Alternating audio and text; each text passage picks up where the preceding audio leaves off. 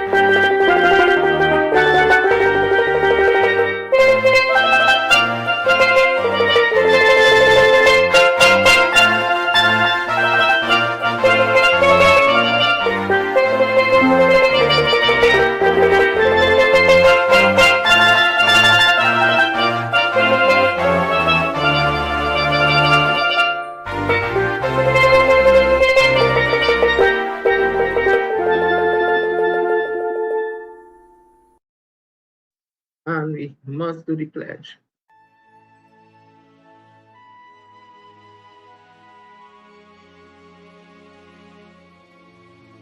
I solemnly pledge to dedicate my life to the service of my God and my country. I will honor my parents, my teachers, my leaders, and my elders, and those in authority. I will be clean and honest in all my thoughts, my words, and my deeds. I will strive in everything I do to work together with my fellow men of every creed and race for the greater happiness of all and the honor and glory of my country.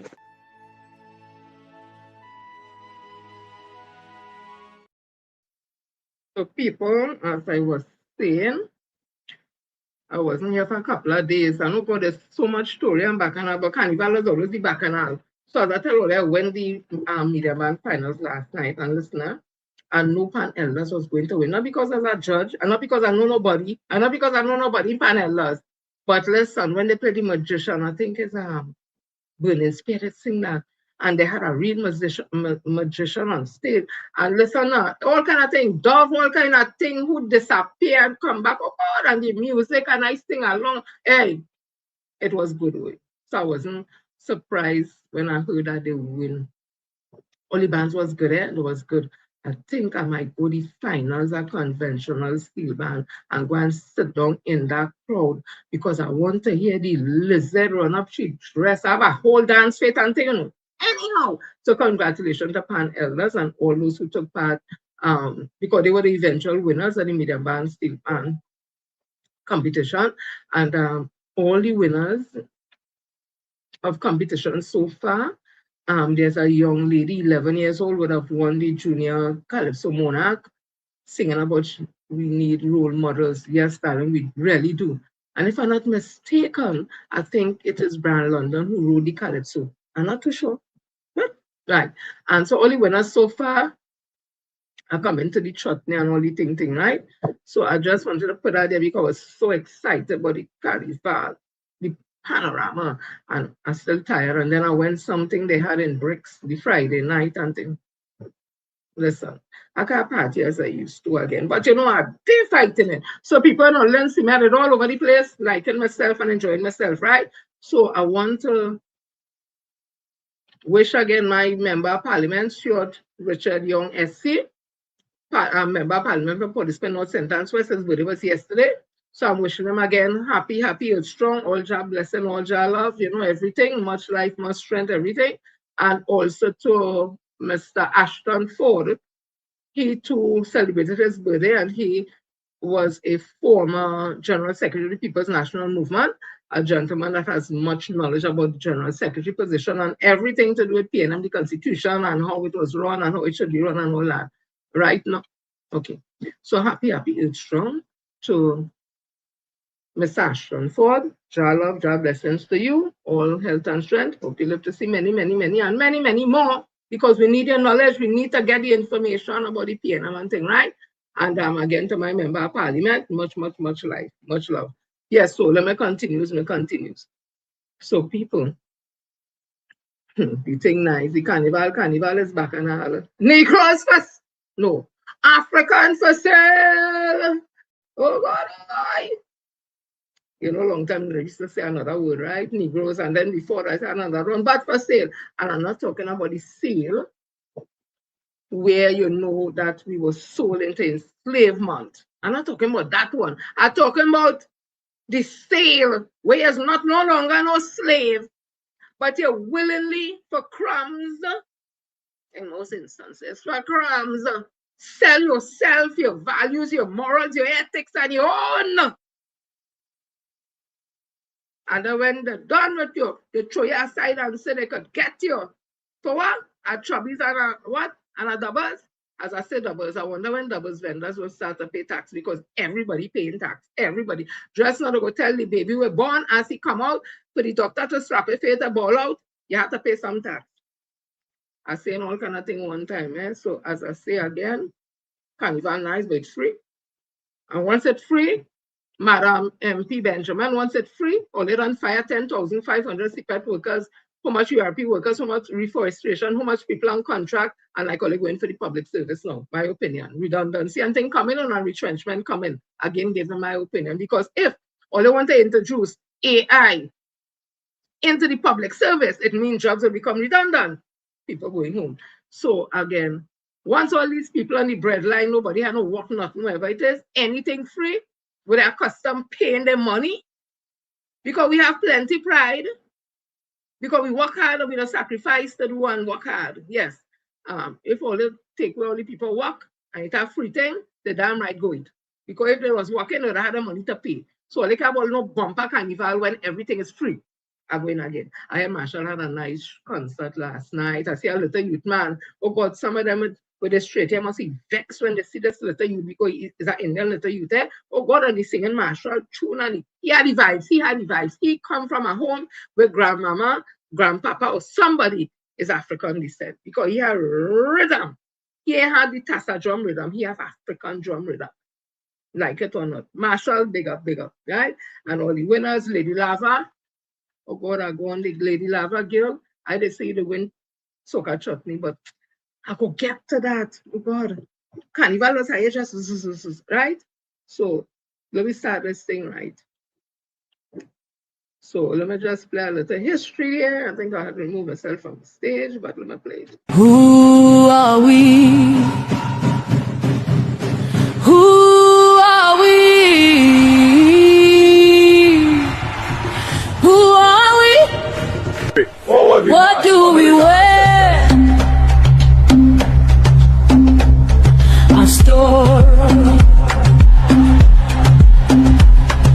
Drums in the blood, cloth in the hand, threads of the land, sewn by command. From village dust to runway flame, we wore our truth before fashion had a name. Ooh,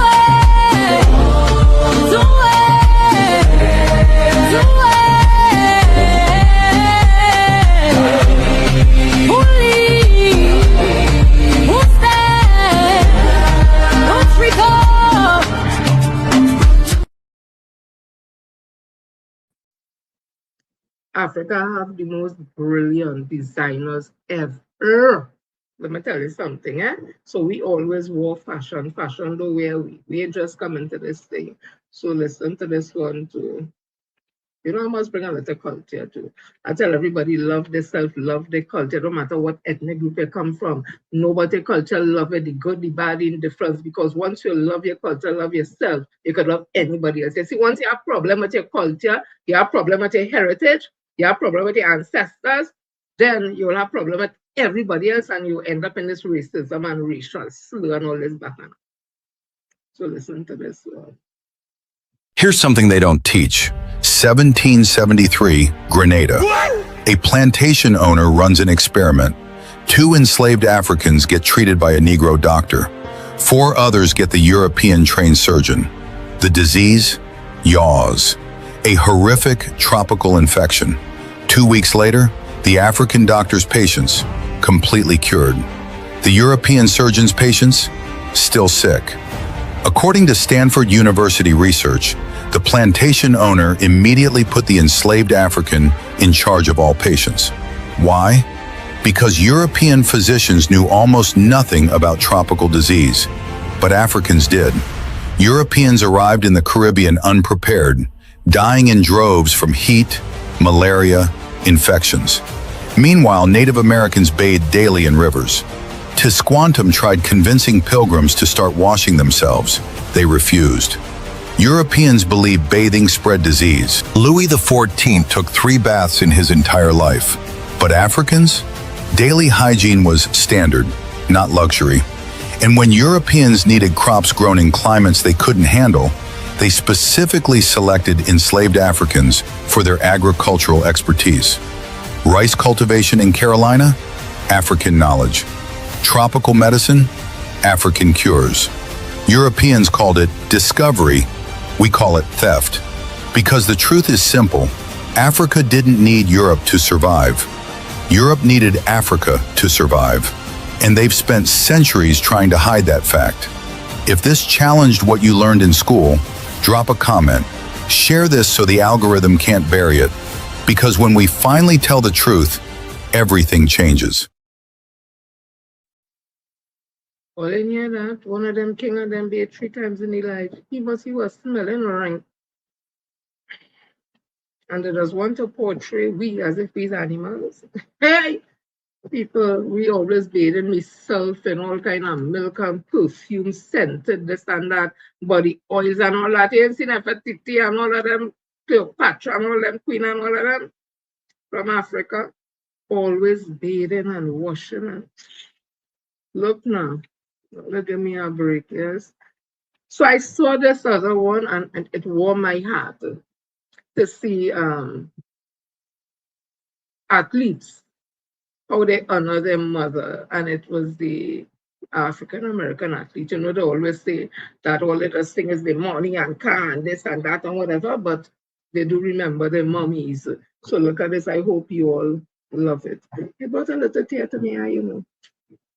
Nah, just hold up. Hi, mommy. Yes. No. I'm in media.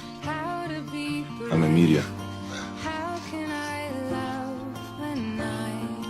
Nah, I wasn't in it. Nah, it's all good, ma. Hi. Sorry. What'd you say? To Mama Love, to my mother, Mary Anthony. You taught me that love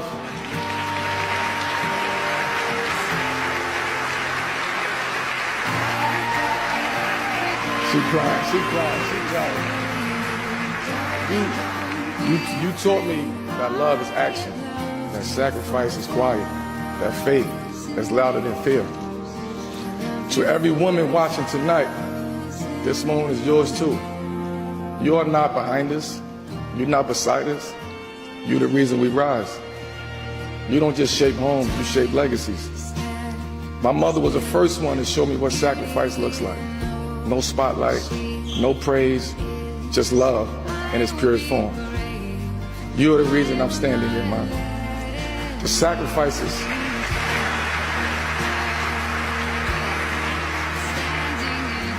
The sacrifices you made, the tears you held back, the strength you showed. I felt it every time I laced up my sneakers. You are my hero. And now, as a man, I see how powerful that was. That was Hall of Fame worthy too.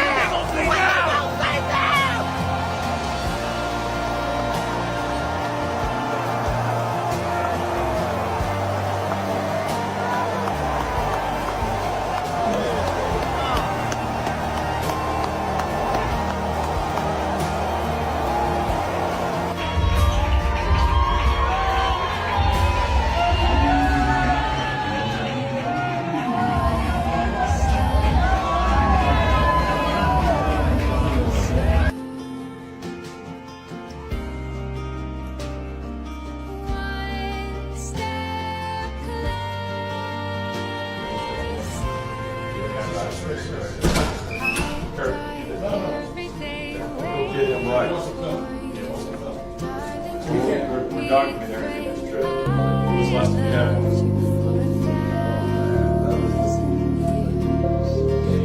I'm tired of building myself, so I want in there.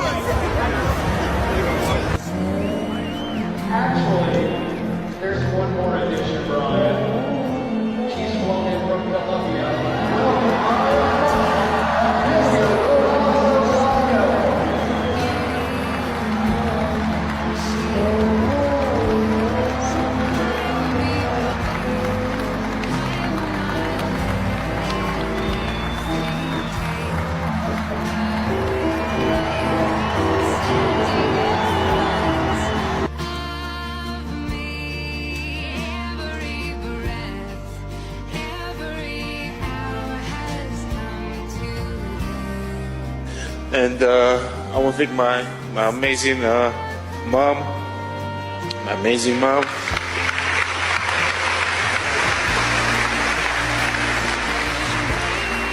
And my amazing mom, she's my hero. She's, always when you're a little kid, you don't see the future, right? And if you have a good parent, your parent sees the future for you, and she always saw the future in us. She always believed in us. She was always there for us. She's the foundation of this family. You're my true hero. You're my true hero.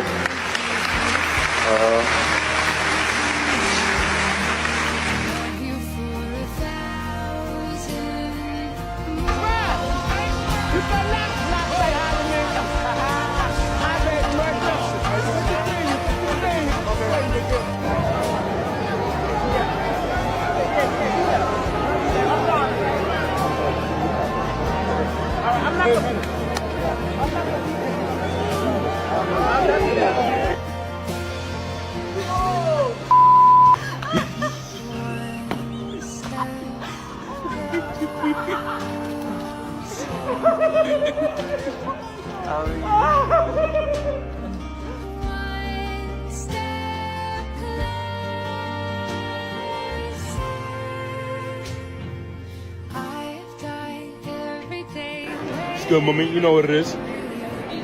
We here? Nah, time for us to go make some millions. Nah, I love you, man. And last, my mom. The odds were stacked against us. When something good happens to you, I don't know about you guys, but I tend to look back to what brought me here. You wake me up in the middle of the night in the summer times, making me run up the hill, making me do push-ups, screaming at me from the sideline of my games at 8 or 9 years old. We wasn't supposed to be here. You made us believe. You kept us off the street, put clothes on our backs, food on the table. When you didn't eat, you made sure we ate. You went to sleep hungry. You sacrificed for us. You're the real MVP.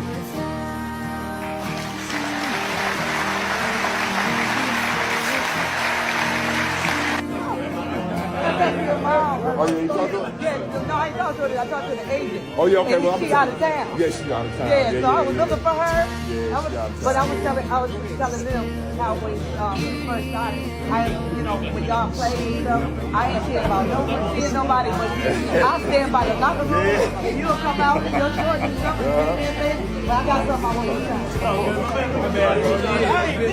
You want what you have. And I'm so proud of you. I'm really proud of you. He got me excited. I love my little Ronnie. Love him.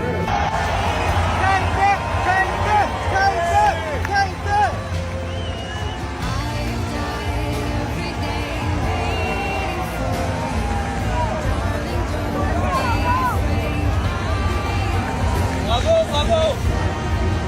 C'est excellent, bravo.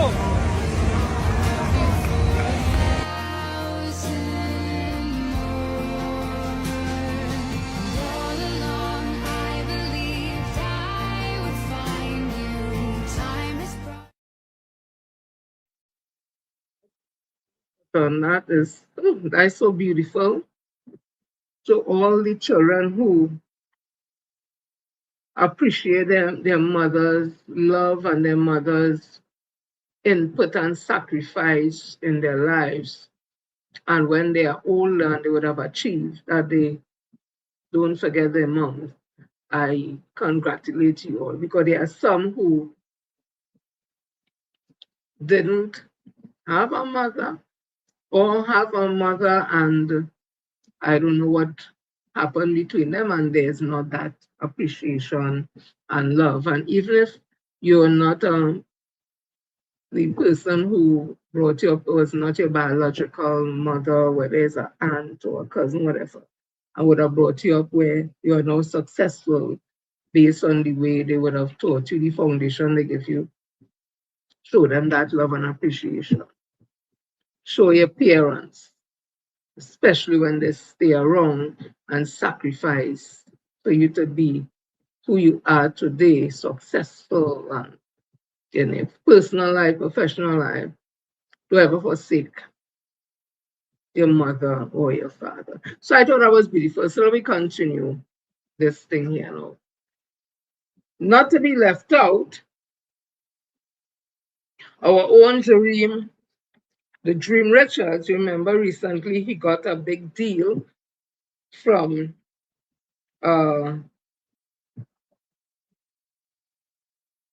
let me see, where's this from, boy?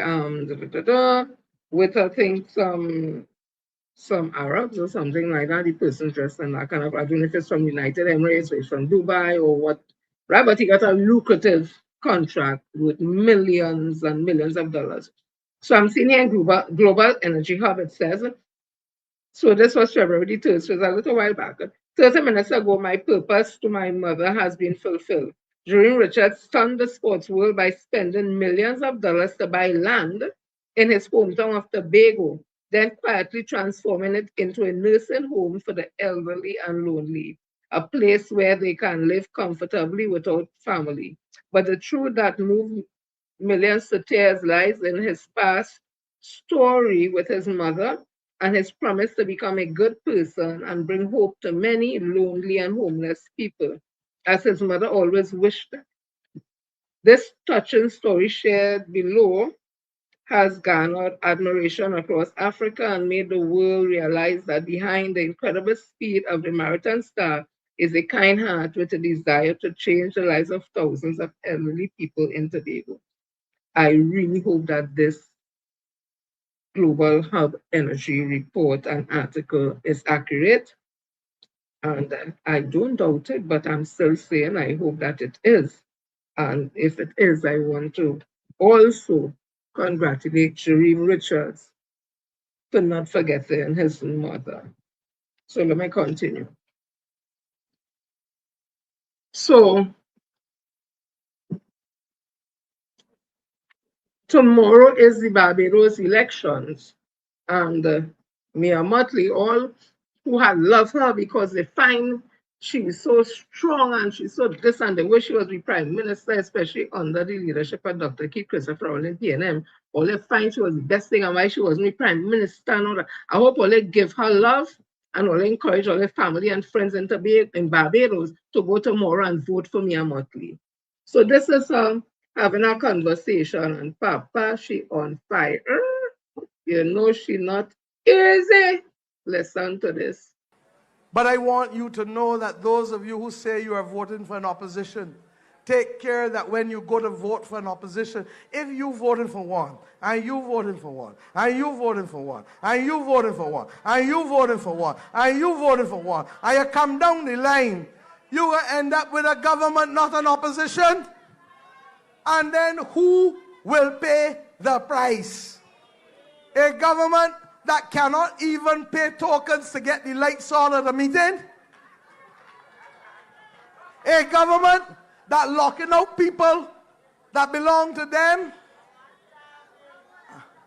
A government that tells you Barbados first, BIM first, but tells CBC they ain't sending the body for interview and go on TTT Trinidad TV tonight in a yellow tie because yellow is the code down there. Well, tell you right off, yellow is the curse in Barbados.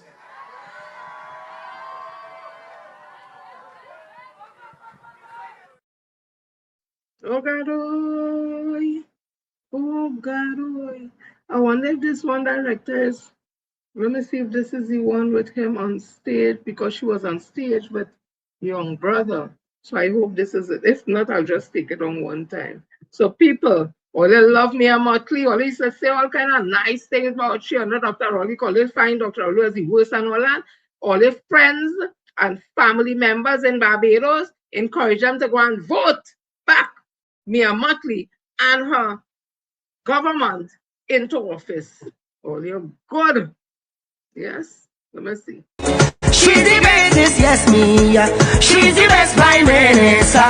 Oh, Miss Motley walking and she walking all the time. She's the greatest, yes me. She's the best prime minister. Oh, what are you doing? Yo, it's the boy YB, young brother representing for Barbados Labour Party, founded in 19... Right? Guys are lit. Oh, sorry, they are. So that's a little there, Brown. Oh Lord, why is it Brown? Young brother up there in Barbados giving support to Mia Motley. Nobody can vex at him because when the whole yellow curse went up in St. Lucia and they still come and lost because the incumbent remain in office, he beat the one who the UNC that pushing, because I have to say so, because the fellow went up, they say he started yellow. There's the code and and he get instruction to go up there, wherever. So I have to say who the UNC was backing based on that. He ain't get a seat, almost see one seat or some kind of thing, so he get. So I'm hoping tomorrow, God spare, that Barbados understand that yellow is the curse, and anything that come with a yellow, and anybody involved with them with a yellow, that is a curse. You see what I do to Dr. Al Gonzalez in St. Vincent? Because his family buy a house in Trinidad that was on the open market when he's Trinidad and the wife is Trinidad and the train is Trinidad, whether by birth or marriage, and they make a big stink about it. Go and see how much apartment down in Victoria Key still empty. Because when the UNC was in office, when the PNM was in office, that was for ordinary citizens to get it at a price limit and whatever. When the UNC come, they convert that with swimming pool, this, that, and carry up the value where people can even buy. HGC couldn't sell it again because HGC don't sell them kind of houses. HGC are also put it on the open market for anybody around the world to buy, and that is what Ralph Gonzalez did and the family did. That's pity about drunk, or the one who was on the savannah. I say the only thing he didn't miss is piss running on his pants and soak it out. Because that is the look of an alcoholic. That is not just a just drink and get drunk. That's an alcoholic look. Drag the man all over, and like people in St. Vincent get chained up, and who lawyers went down and blah, blah, blah, blah, and let's see what happened in St. Vincent. All right, so let me continue. So tomorrow, God's fair, Barbados election. Bajans, all they go out and vote for me and Madeline, or just sit on home and all they feel to vote, because if the yellow get entwined and all the back and all down, they'll tell all this something, or they got real worries and problems. So let me continue. So, all I know this story with the Blue Wave, that boat where the whole mash up like chili baby, like a distressed pants, and because of that it was down, and because it down, it caused real disruption in the service and goods going up to Tobago and all that. We were seeing shelves in the supermarket kind of empty. And then, well, we saw the effect of it with Panorama. Well, I was able to enjoy it free. And they couldn't have the medium band for the first time in 7 years. Tobago did not have the medium band finals in Tobago because of that boat. So listen to the Minister of Transport on the Blue Wave. I just feel that, in my opinion, following them gravitate to that boat because of the name Blue Wave, and it was the TH election. But them like them is a blight too, my opinion. And with welding operations started on the Blue Wave Harmony on Sunday, Minister of Works and Infrastructure Jaylene John told the TV6 News all efforts will be made to have the vessel in operation between Trinidad and Tobago before the end of the week. TV6 News spoke to Minister of Works and Infrastructure Jaylene John on the matter. She said welding of the damaged Blue Wave Harmony started on Sunday. Well, we had sent people over since Friday to start that welding, but that did not start until yesterday, right? Because of all the preliminary works that had to take place. That should be finished within the next hour, because I think I got an update at around 4 a.m. this morning. She said efforts are being made to have the MV Blue Wave Harmony in operation before the end of the week. And that boat more or less will leave the Port of Scarborough today for the Port of Spain for some further checks. And fingers crossed, it should be on the route by Wednesday, Thursday of this week. On Sunday, mechanical issues were reported aboard the TNT Spirit after the vessel departed the Port of Spain terminal at 9:30 a.m. The ship did not arrive in Tobago until after 3 p.m., and further delays were experienced when the vessel's ramp malfunctioned. As a result, passengers and vehicles were unable to disembark until approximately 6 p.m. According to the Port Authority of Trinidad and Tobago, passenger ferry TNT Spirit is currently berthed and undergoing technical assessment at the Port of Spain ferry terminal.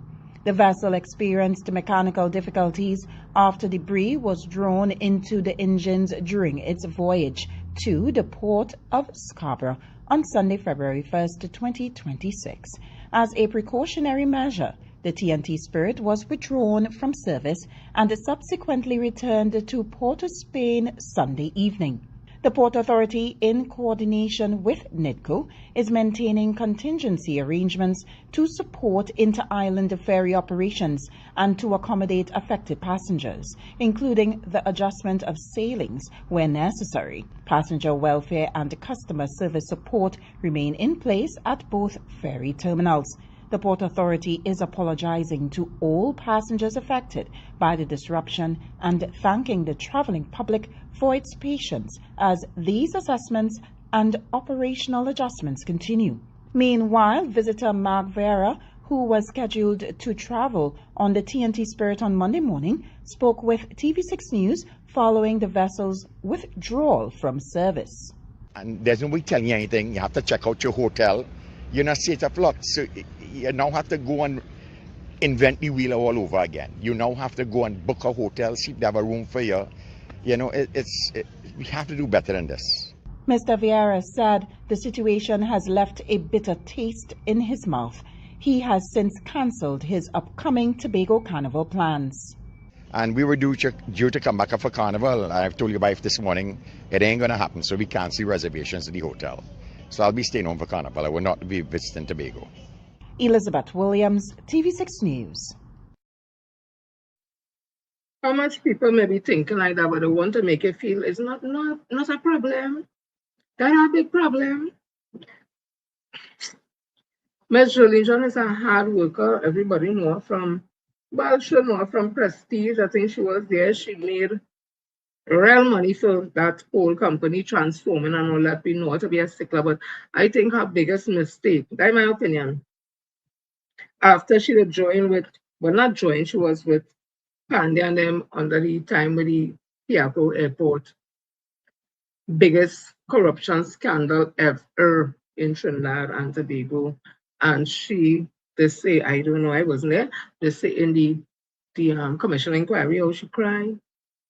And say, well, I'm paraphrasing her, that there's the most corruption and Ting. And she went to Mr. Pandey, God rest his soul, and tell him about it. He said he's aware, but he can't do anything or something like that. And talk about milching cow and all kind of back and and you're going back now with the same UNC again and expect to be successful. Ms. John, unfortunately, you will not be successful. Everything that you try to do is going to fall apart. You know why? Because you join with a group of people who clearly everybody could see don't have the best interests of this country at hand. So you could have the best whatever working on that. They go get tainted, they go get spoiled, and when things happen and whatever, they go throw everything at you.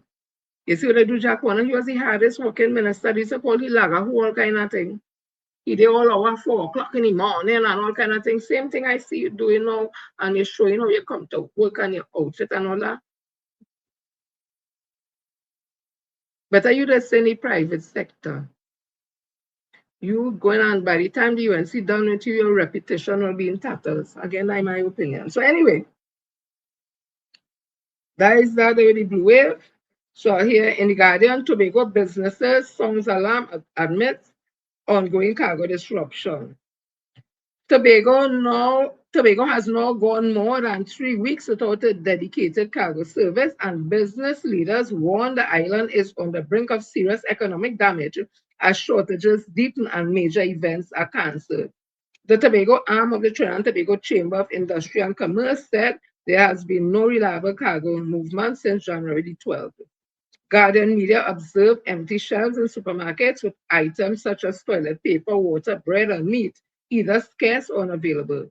Tobago chairman of the chamber, Curtis Williams, said the fallout had already spread across multiple sectors, with construction grinding to a halt and wholesalers unable to replenish stocks. Williams said the absence of bulk cement has stalled both small and large construction projects, not to mention the increase in salary when it will reach up. Not salary, the increase in cement because of the increase in gas. And it didn't even reach up to Tobago yet. So they had that to contend with when it reached up now. While the hardware supplies such as steel and sand and other heavy material could not reach the island because of trucks over 3 tonners were unable to cross.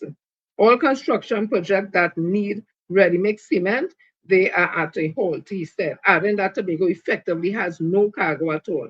The chamber chairman said the cancellation of the National Panorama Medium Band finals in Tobago had delivered a direct financial blow to the business community. The annual event was expected to bring players, spectators, and visitors to the island, boosting hotel, transport services, and small vendors. Williams said one establishment alone recorded profit loss between $200,000 and $300,000 from the event, and warned that overall impact could run into the hundreds of thousands of dollars. We thought the vessel would have been there in time so that we have a nice weekend where we can at least make some money, he said. But there's nothing happening now. The weekend is just going to be a quiet one. I want to read it to the end because I want to say something when I finish. He warned that if cargo service was not restored within 7 days, Tobago could slide into a full-blown crisis. I'm hoping that we don't ever have to use the word crisis, William said. But by the end of this week, if we don't have a tangible solution, then things will start to go awry. Hotel and Tourism Association President Reginald McLean said the ferry disruption was already affecting hotels' ability to operate normally, with basic supplies becoming increasingly difficult to source. I can't even get a booking to get my vehicle across with items required for the hotel, McLean said. He said food supplies were among the items running low and warned of imminent shortages if access to Trinidad was not restored. I don't know the nitty-gritty, but I could tell you some of our frozen foods are running short. And if I can't get it from Trinidad, we will run out of certain items by Tuesday of this coming week, he said. The Port Authority of Trinidad and Tobago confirmed that the Blue Wave Harmony departed from Port of Spain, Scarborough at approximately 7:15 a.m. yesterday en route to Trinidad for additional repairs after berthing operations in Tobago were completed. In a statement, the authority said the vessel would undergo the required repairs in Trinidad and would only return to service after inspection and certification by the relevant international safety authorities. The Blue Wave Harmony was brought in to support the sea bridge after the lease on the cargo star ended on January the 12th. But it sustained damage while maneuvering in the Scarborough port during sea trials. Tobago business and tourism stakeholders said that while statements and assurances continued, press releases alone will not stem the losses already mounting across the island as they wait for the functioning cargo solution. I want to say, my opinion, all UNC had to do, or Honorable Ms. John had to do, is extend the lease of the cargo star. But in my opinion, because it's PNM and Dr. Rowley, they didn't do it. So they went to buy this again, saying, oh, that boat, that hull, rip up, they like chili baby, that looked like it had a tear already and they just paint something over it. And I just saying, so I can understand how just in trying to get into the port, that damage could happen like that, Papa. And it didn't have no cargo on it. I don't know, no? So let me continue, Papa. I'm also seeing Miss John. She's very excited about this wrongs, you know. Very excited about this wrongs. So let me see if I have anything here where she speaks on that. That's what she like. And she probably should know it's inch by inch. How many inch by? What is thing reach? Oh, we are saying about 2 song calypso in one. Yes, so Miss John is out there. This was 2 days ago, TTT online. The government says confidence in Trinidad and Tobago economy is strong following an overwhelming response to the revitalization blueprint, as close to 1,000 expressions of interest have been submitted for major development projects across the country. Minister of Works and Infrastructure, Julie John, revealed the figures during a press conference on Sunday. All I want to say, anything to develop this country, anything for revitalization, anything for progress, for people that get work and things, I'm in it. But I just want to add also, that is 1,000 expressions of interest of people saying that they would submit, you know, if they have interest in this revitalization blueprint something, right?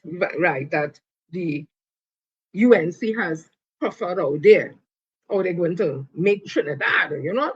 But when Mr. Manning, God rest his soul, was building the waterfront and Napa and Sapa and Hayat and all these things, they say vanity project and but now they're going to be building all them things. I just want to add something. The investors express, they give an expression. They didn't give a commitment. They say, oh, all right, let's see, okay, we'll see where I go. But I want to ask something, right? Aren't investors swayed by the reports from IMF, Standard and Poor's, and Moody? Are they not swayed by that? So you're going to invest, it's like going to buy something expensive. You ain't going to do your homework first. If you hear somebody say, I buy that and it ain't worth a shit, the thing mash up into twos. You say, okay. Then somebody else tell us something similar. And you're going to invest in that? So, of course, investors would be swayed by what the IMF reports saying about the country in terms of the country growth and that. And we don't know that we don't get downgraded by Standard and Poor's, which is a credible credit rating agency, and Moody's. We don't get downgraded by Standard and Poor's. We have to borrow money. Just recently, they said they went and get 90 million or something, so US from the Chinese to do what?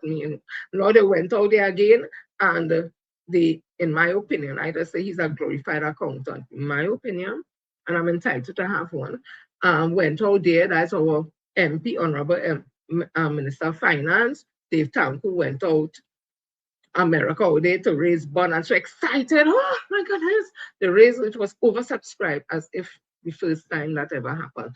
Well, again, our money to do again is not development. And now we're looking for investors to come in to invest to develop all the revitalization. So I'm asking again, there are several ways that the government could get investors to come in and whatever. So it has something called the BOLT, B-O-L-T, and it stands for Build, Own, Lease, and Transfer. So somebody come in and invest, say they feel that our economy is healthy, they come in and invest, right? They do the project. So they build whatever project it is. So let's just say that they're going to build a stadium. They build the stadium with their money, they own the stadium, and then if the government of Trinidad and Tobago want to use the stadium, they lease the stadium to the government, and then the government pay off it. Because remember, the people spend the money, and then it is transferred to the government. They could also have a situation where the government own the land, and the people who invest come and develop that land and build, let's just say, they build over a new jail. The land is the government owned, but the jail is them owned because them build it. So now they have an arrangement where the government pay off for the jail, and then the government will own the land and the jail. And if the government can't pay off for the jail, it go into foreclosure. So when they're talking and making, they say more people running in, so that called public-private, right? And it have different other things they will try to throw in to get investors to come. But at the end of the day, if investors come and use their money to develop, when they don't develop and you want to use it, either lease it or you buy it back from them. And if you get buy back, everything going to foreclosure. And when that happens, we end up in owning one shit. So let them don't make we get carried away with them investment thing. And again, investors will come based on Moody's, Standard and Poor's, and Moody and IMF report, because those are the agencies that will tell if a country has potential for growth and how much growth and all them things. And then when they must, I just say, this is my opinion. When they look at the scene we went down with Venezuela, America, and Trinidad out of the loop and everything, because this big scene with the narco trafficking and this and that and support was for Trinidad to get something. Because remember, they went and get some license, Marco Rubio, and they was, oh my God, they got the license, the dragon is back on, whatever the case to be. President Maduro is no longer there, but Ms. Delcy is there. And Ms. Delcy is saying, anything with we gas, and you only come to talk to we. We go talk to them. You have to go move. We call playing Flores or wherever in Caracas. You have to go there. Who went across the Rudolph Manila, the Honorable? Who went across the Council for Islam, the Honorable? Only remember the Venezuelan government and people declare she persona non grata. Only remember that? So investors must be watching all them things. So let me see how this thing go, and don't let them put wink we and sell we pie in the sky. Them thing airy fairy. If it happens, kudos to them, but them airy fairy thing, because it is not just so. It has happened. It have a lot of factor. And now I see the energy minister going to India. After they run Jindal, Jindal was a part of Prime Minister Moody, who they celebrated in Trinidad, nothing wrong in that, he got the highest award and all that, but now he talking with Venezuela, he talking with we. Jindal was a part of Moody's government, or is a part of Moody government. Jindal come here as an investor to run the refinery with his money, invest everything, thing it up, build it up, wherever, source the oil and everything, wherever, and we get it, whether corporate tax or wherever. Come up inside the session, the government call the man name and all kind of corruption, alleged corruption, and this and that and that. The man say, I hear the man was even going to develop the up there where the pantry and Bago had for years, looking like a skeleton, to make it some kind of tourism cricket academy, some kind of back. And all that the man would do, because the man have money, company have money. They run that. And now we don't even hear nothing more to handle the Nigerian company that the PNL government was treating with. They were going to also use the refinery, build it up, and import the oil from Nigeria. They did all the heavy lifting. We people get work, whatever, and they are the technocrats, we are we people, blah, blah, blah. So things would have run nice. We don't hear nothing more then. So I'm going back to the India thing. So the run Jindal, whatever it is, they're going India now to encourage Indian millionaires and businessmen to come to invest here. Then look, Dr. Munira, they see only on games. Yes, serious thing and only on games. My opinion again, only on games. So let me continue. So all I remember HDC, Housing Development Corporation. Yeah. You see again? Munilal. Government eyes foreign firm to restart Garakara oil refinery. This man, you know nothing about oil. It's easy to see that. Knows nothing about oil. So HDC is Housing Development Corporation. We have 3 ministers there. One senior, one lead, and I just say he had to be 3. One person can't be looking so ugly. And I mean no disrespect, but it is true. I tell you, I saw the man at Macy's and I jumped. He looks worse than he looks on TV. Yes, he does. I am not for thinking people looks, but good grief. Right? So anyhow, as I was saying, it had 3 ministers in that ministry. The senior one, who is Lee, he like he don't know nothing. It looked like the man named Farouz Khan running, who is the chairman of the board in agency, like he running the whole show. Lee never know nothing. They come with inheritance tax. Yes, that is inheritance tax for HDC. That if, like your mother have a HDC house, whatever, and she will it over to you, you have to pay how much thousands of dollars to even start to deal with transferring it. Excuse me. And they increase the amount and all kind of bacchanal. So, and you know, there says HDC houses African people because no Indian people own their own big house because they're into business and they work hard and they sacrifice hard for their family. So them don't need HDC house as African people who never do nothing. You know, that the conversation, right? So let me just go with that for a minute. Just play with me. So they want to take away that and all from African people. So your mother get a little apartment, rent to own, thing it, whatever, she pass it on to you, whether in a planning setting or a single unit, whatever it is. Now they're making it difficult for you to own that house.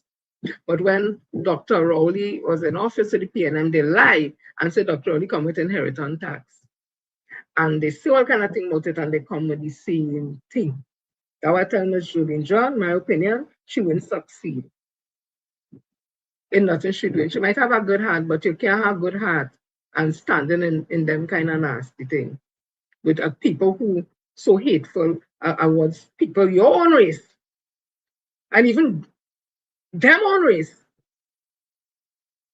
Because a lot of people in Indian descent are all over Facebook now. First time I seen that complaining because you know it hit the pocket now. They can't get work, the business closing down because remember them have only business. I didn't say so. Got closing down, this closing down, bar closing down, all kind of thing, and the tax and they had a little car, and they just had the maxi and the road and all kind of back and because them on all the maxi, that's how them just carry on. I didn't say so. So people complaining. And Ms. John Blair said, no, nothing you do will succeed in that government there. No. You can't stand up in muddy water and say that you're clean. It don't make sense, right? So somebody wrote this, I'm reading it. The agency introduces an inheritance tax on those inheriting HGC properties from their deceased relatives. Acquiring consent from the HGC will no longer cost $700. The revised cost to acquire consent from the HGC to inherit these properties will now cost 5% of the purchase price of the property. So if the property price was $500,000, you're now paying $25,000 for consent of the HGC to transfer the property into a successor name. The cost was previously $700 flat. Right? So now if a property costs $500,000, to get it transferred to your name, it's now costing you $25,000 because they had 5%.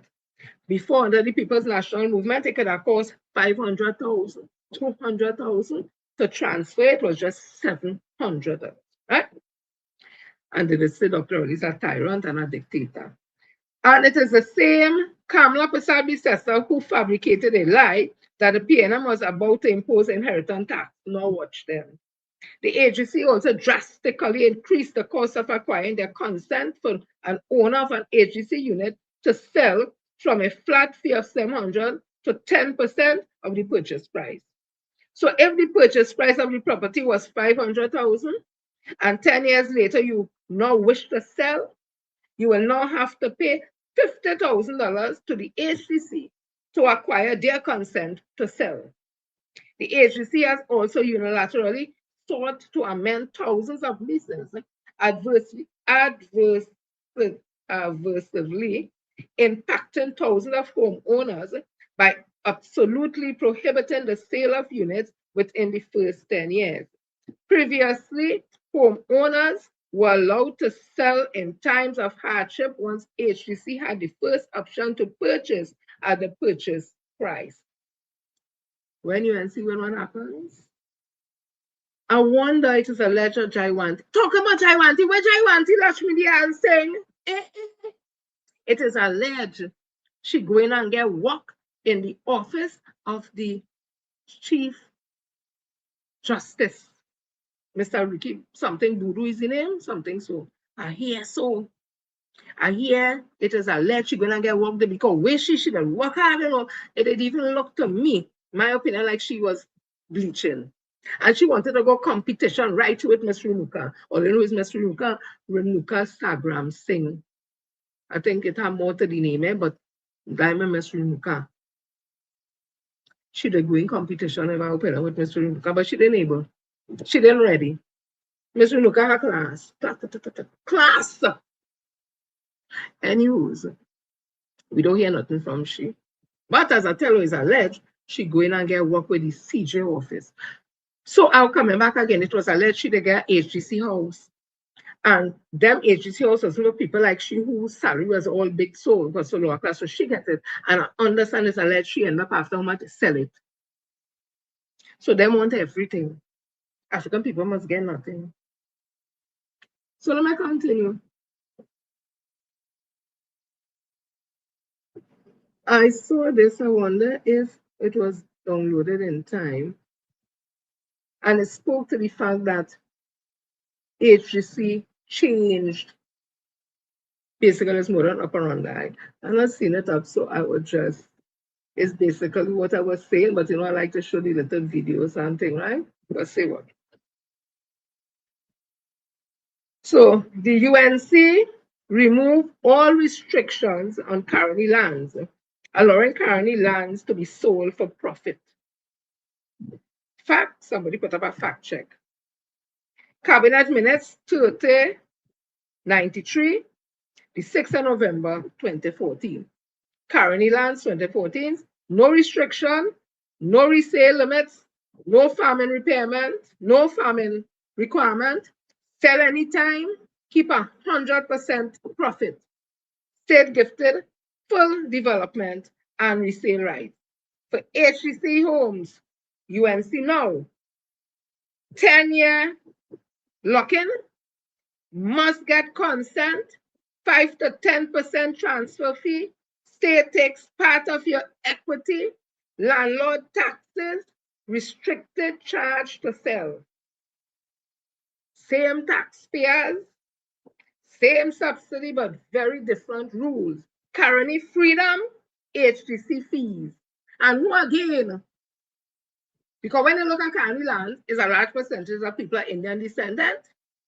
Caroni land was costing this country millions of dollars because it wasn't making no money. Dr. Keith Rowley, when he was the Minister of Agriculture, had to write off millions of dollars, millions and millions and millions of dollars in Caroni debt. I'll find that article because I think in that article, the chairman at the time in Caroni board was even telling Dr. Rowley, leave that, don't take no money in that. But Dr. Rowley wanted to make sure he saved the jobs of over 5,000-6,000 people, mostly of Indian descent in this country. And Caroni wasn't making money. They come out, they get the largest retrenchment package ever in the history of the Caribbean. They get land. It had restriction on the land that they can't sell the land for farming, and they couldn't transfer the land to farming, all that. When the UNC come in, UNC remove all that. So they get all that money. I just talking what was there.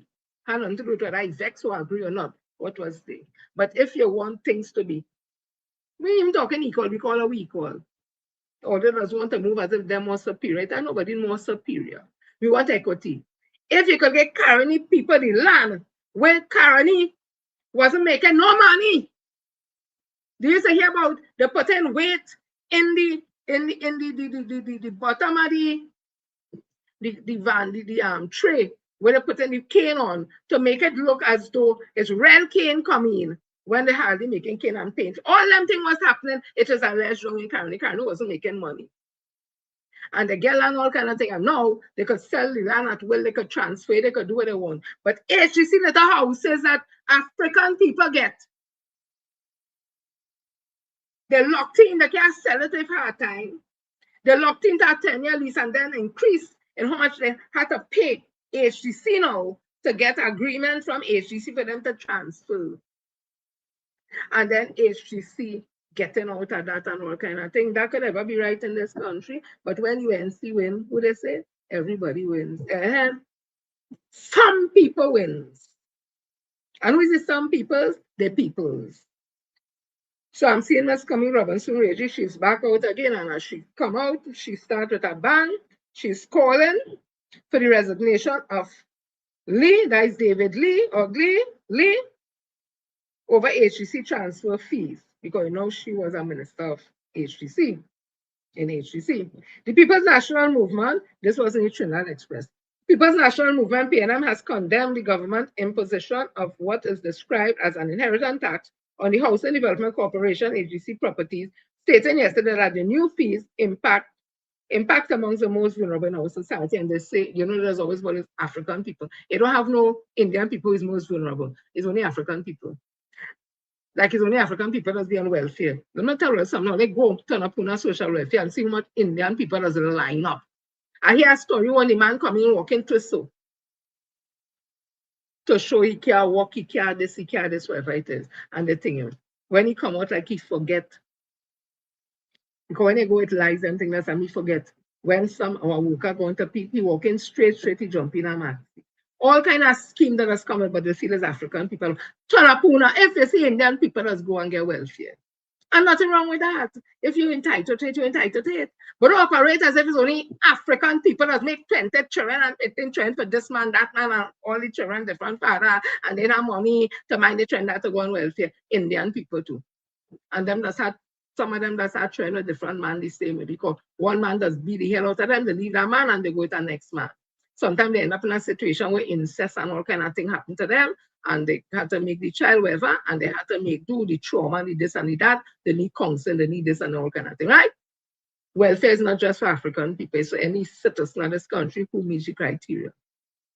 Okay?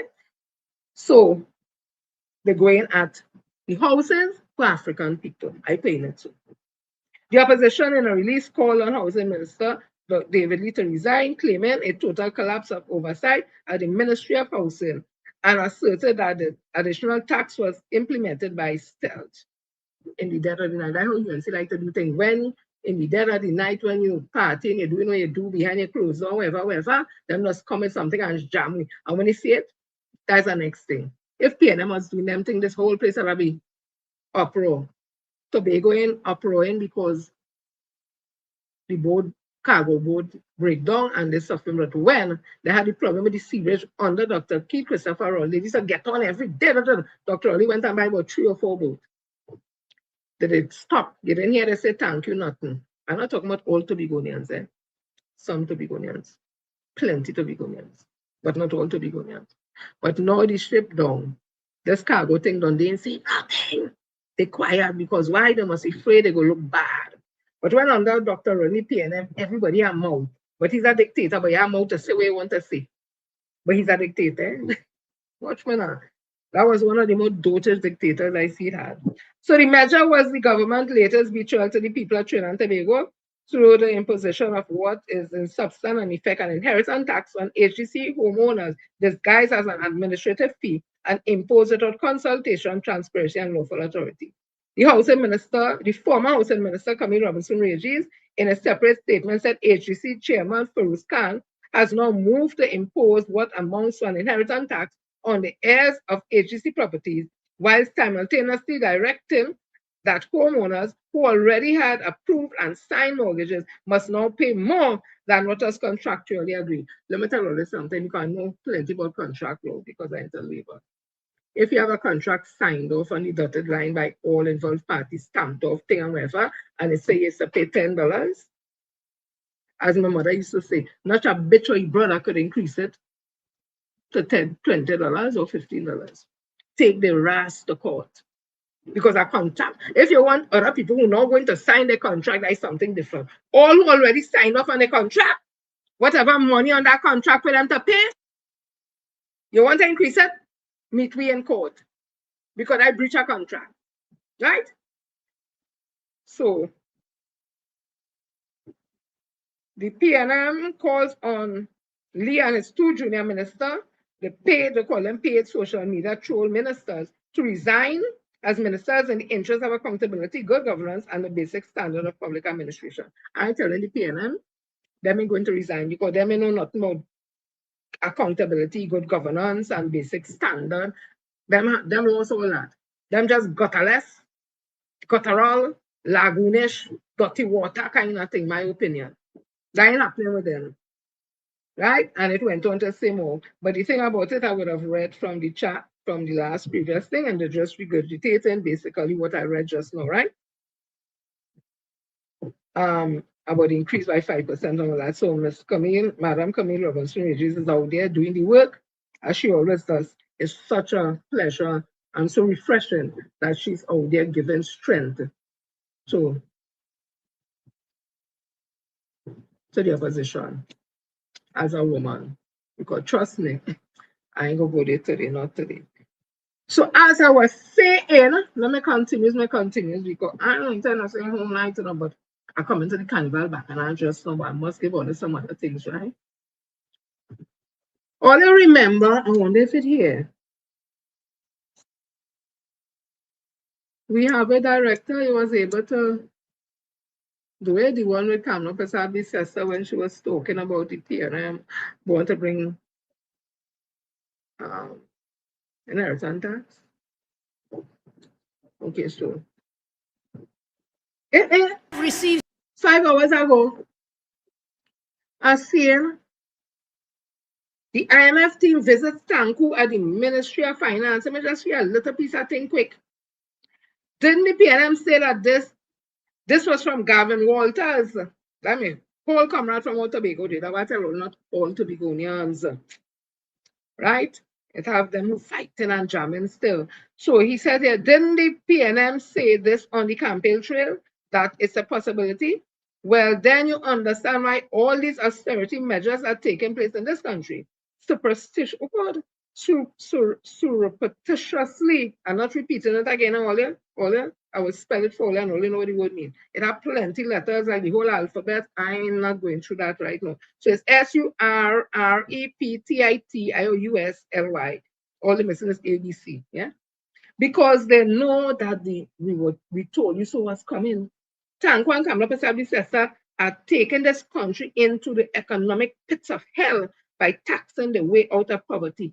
The city PNM want to tax this country into prosperity, but I did say it. They're taxing we ass into poverty. Not out of poverty, no. They're taxing we ass out into poverty. Tanko is a total, oh God. Tanko is a total SHI. How? Who doesn't know he doesn't know ARSE from the elbow. And the longer he stays there, the quicker this country will end up in the abyss. Hey, more pressure in we.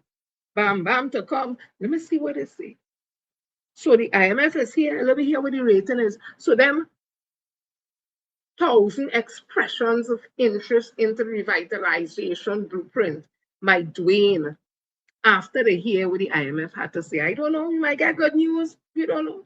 But this is what Kamala predecessor had to say when she was in opposition. I have received some information, and I'm asking if this is true. Tonight, I have to warn you that there's worse to come than their dreaded property tax. The property tax is only the beginning. I have been told, and I'm asking if this is true, that the Rowley PNM plans on imposing a 25% inheritance tax on citizens. Is this true? Tell us. I have been told, and I call on the PNM to come clean about this 25% inheritance tax. You know what that means? Your parents pass away, you pass away, you leave a little something for your children or your grandchildren. Before they could get it, you have to pay proper inheritance tax. How long have we been having discussions about this inheritance tax? Come out and tell us. Tell us. I want to see the slide now. Oh, look at the inheritance tax there. It is levied on the value of the inheritance received by the beneficiary. So whether you leave a $5, a $10, a $20,000, a $30,000, 25% tax on your beneficiaries. It is a tax you pay when you receive money or property from the estate of a deceased. Unlike an estate tax, the beneficiary of the money or property is responsible to pay the tax, not the estate. I have received some information, and I'm asking if this is true. Former Housing Minister Randall Mitchell is revealing a hike in transfer and sale fees by the Housing Development Corporation. In making the disclosure today, Mitchell shared an HDC stakeholder document detailing the new fee structure which takes effect immediately. Tonight, the Prime Minister is defending that decision. Soyini Gray has the details. The Housing Development Corporation is increasing its transfer and sale fees with immediate effect. The revelation came from former Housing Minister Randall Mitchell, who obtained the new fee structure in an HDC document. In making the disclosure today, Mitchell shared the stakeholder document dated January 29th. Previously, it cost $700 to transfer ownership of an HDC unit. However, with the changes, anyone inheriting a unit must now pay 5% of the purchase price to complete ownership. For a unit costing $500,000, this change is estimated at $25,000. A 10% fee applies on transfers of units older than 10 years in most other circumstances. Mitchell describes this development as scandalous. He also accuses the UNC of doing exactly what they had accused the PNM of planning to do when they were in opposition by imposing an inheritance tax. As opposition leader, Kamala Persad-Bissessar had criticized and accused the then PNM government of trying to impose a 25% inheritance tax. But now as Prime Minister, she is defending the move, saying the HDC is simply attempting to recoup some of the taxpayer money it had used to subsidize those property, alleging that people were profiting from transferring those homes. HDC Chairman Feroz Khan did not confirm or deny the validity of the document Mitchell shared and opted not to comment. When CNC3 News reached out to Housing Minister David Lee, he said neither he nor his permanent secretary were aware of any such policy. He has since ordered an investigation into the process. Soini Gray, CNC3 News. So you all get ready 2024 because you think politics is a game, politics is not important. UNC PNM is the same. UNC is not the same. UNC says axe the tax. UNC says no tax. None of this deferral nonsense. UNC and Kamla says stop the tax. This inheritance tax, this property tax must go. 2020.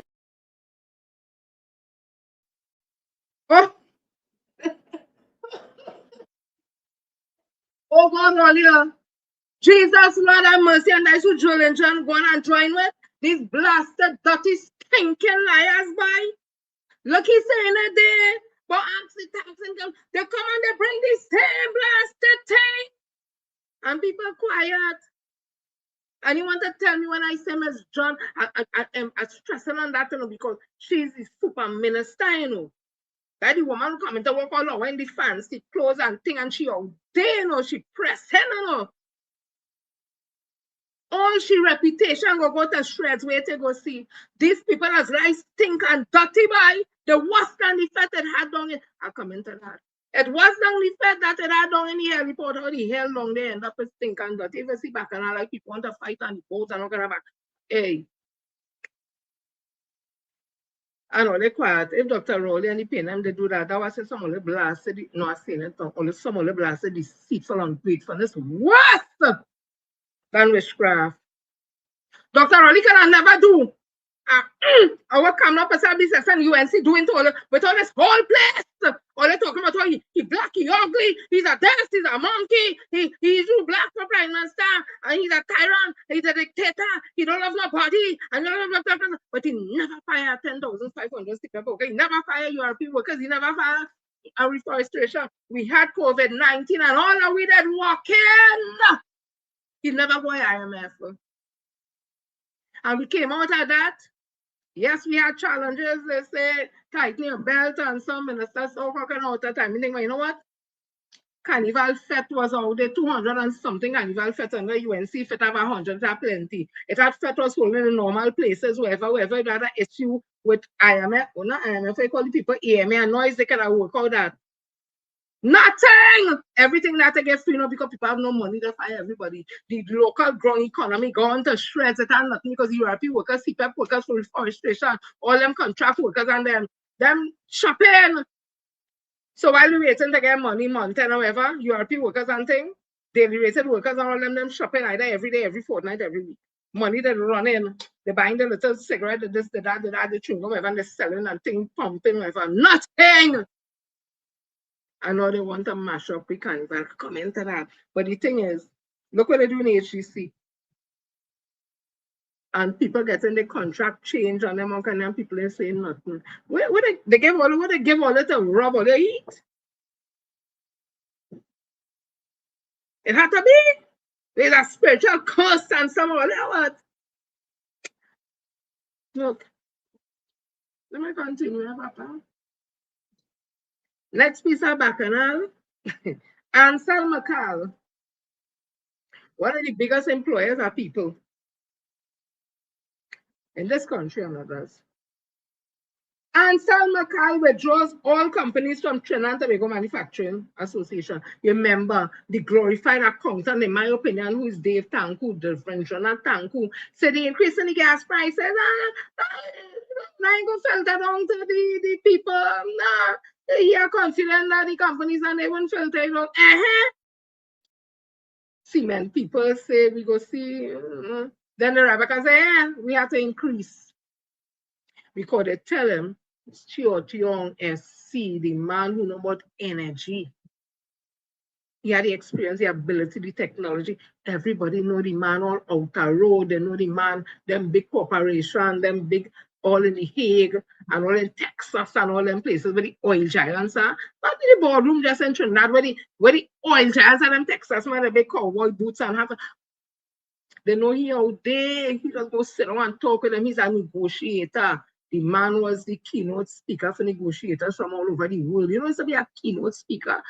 Anywho, he said once the gas go up, everything will go up. Once NGC shake down, like my opinion, NGC like they shake and down everybody for money. They run nutrient, shake down thing. Again, I'm giving an opinion. Nutrient ride out. It have effects from that. Now they shake down, increasing in gas, and that have a triple effect to everybody. So as I say, Ansan McCall withdraws companies from TTMA. This was the 6th of February. It was a while now I come on, so you know things kind of pile up. Conglomerate Ansan McCall has withdrawn all its companies from Trinidad and Tobago Manufacturers Association with immediate effect, citing the association failure to effectively challenge proposed natural gas price hikes, and it represents to its members on issues of national economic importance. So basically what they see, you can't go and read this very long. People only get the article and read it. Ansan McCall is saying, this is right in this year, that TTMA, they are under that, like the Trinidad and Tobago Manufacturing Association, didn't stand up for the members. When this increase in gas come, they didn't stand up, they didn't say nothing. So if that come like a union, you stand up to defend whoever it is, what we paying dues for, what we stand under you for, no, we handle with stories by we sell, and that's like what happening there. So Ansan McCall gone from TTMA, they still ain't saying nothing. I wonder if there's UNC. They're studying party or country. Because at the end of the day, people working for them, people have to get money, and them too have to get money because they have a business, unless they're into the business of losing money. But he ain't come out and defending the people Ansan McCall right out. That will have a trickle-down effect because Ansan McCall is employers also. So we'll see how that goes. But our esteemed Minister of Finance is, he gives slight increase in gas. Everything need gas. You keep the company running, you need electricity. The electricity is gas. The machines are them working, to plug in the thing, electricity, gas. Everything gas, everything. So once gas goes up, because to make and manufacture thing, you have to use gas to get electricity to make the items. And if electricity go up, TNT going to raise the electricity because they using electricity. And that is where the company does get electricity from. So everything will automatically go up, and then it will trickle down to who? You know, we. All right? Lord have mercy. But April the 20th, we tell all you, but all you hate and all your heart, some all you hate and all your heart. All you go back and vote for UNC. She come and all you know, if all you behave all yourself, I go bring back and say, you know, if all you behave all yourself, all you can lose all you. All you lost all you. When I was saying visa and organic, somebody was going to write to tell them take away visa and organic. So we's little children. Just I'm going to tell you, take your blasted thumb and put it in the mouth and sit in the corner and hush. They will tell me that just now. So this is what Stuart Young had written. This was 6 years ago, 6 days ago. It is now clear that Canada Pacific has empowered the chairman of certain state institutions to the detriment of Trinidad and Tobago in breach of the principles of good governance. We have seen on more than one occasion the Minister of Housing, one of 3 appointed in the Ministry of Housing, caught completely unawares of what the chairman of AGC is doing. Similarly, it is clear that the hapless and incompetent Minister of Energy and Energy Industries, one of 2 appointed in the Ministry of Energy and Energy Industries, is powerless when it comes to NGC. The chairman of NGC, along with a sidekick board member, are destroying the stability of our energy sector through their incompetence and ignorance. One of the worst examples of incompetence was publishing NGC gas sales prices to domestic manufacturers. Everyone in the industry knows that you should never declare this price, as now those that sell gas to NGC are aware of the price that NGC is selling gas at and will use that sensitive, confidential information to their benefit in negotiating their new gas sale prices to NGC, putting NGC at a disadvantage. The UNC, with the full backing and approval of Canada Pacific, is destroying our energy sector, our manufacturing sector, and our retail sector. We are seeing price increases, increased taxation, increased LPG prices, increased electricity prices, increased custom duties, increased fees, increased alcohol prices, increased NIS contribution, reduced jobs, reduced forex, and unprecedented amounts of businesses closing down. Who is winning? Written by Stuart Ario, SCMP, February 4, 2024. Ba-ba.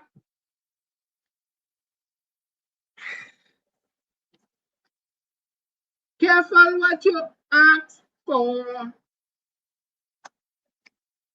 Careful what you wish for. I can't sing, that's all right. So somebody wrote this.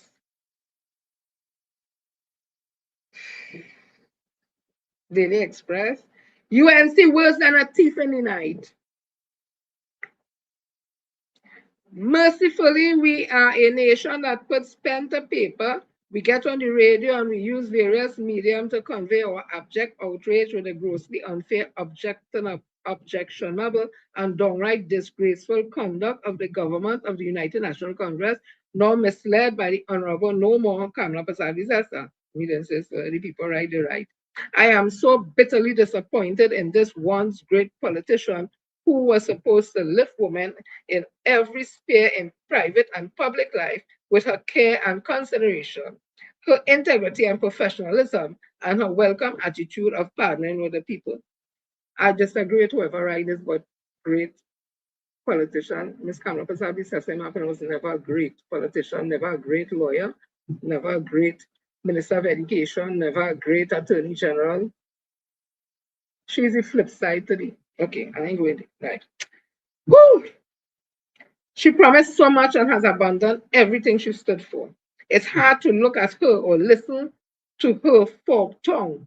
I said fork, F-O-R-K-E-D, fork tongue. Which her ministers, every single one, also practiced until perfected. I couldn't believe the scandal of the Finance Bill 2026, where so many people's livelihoods were crushed and so many were heavily penalized for the smallest infraction. She gave Eli Zakur,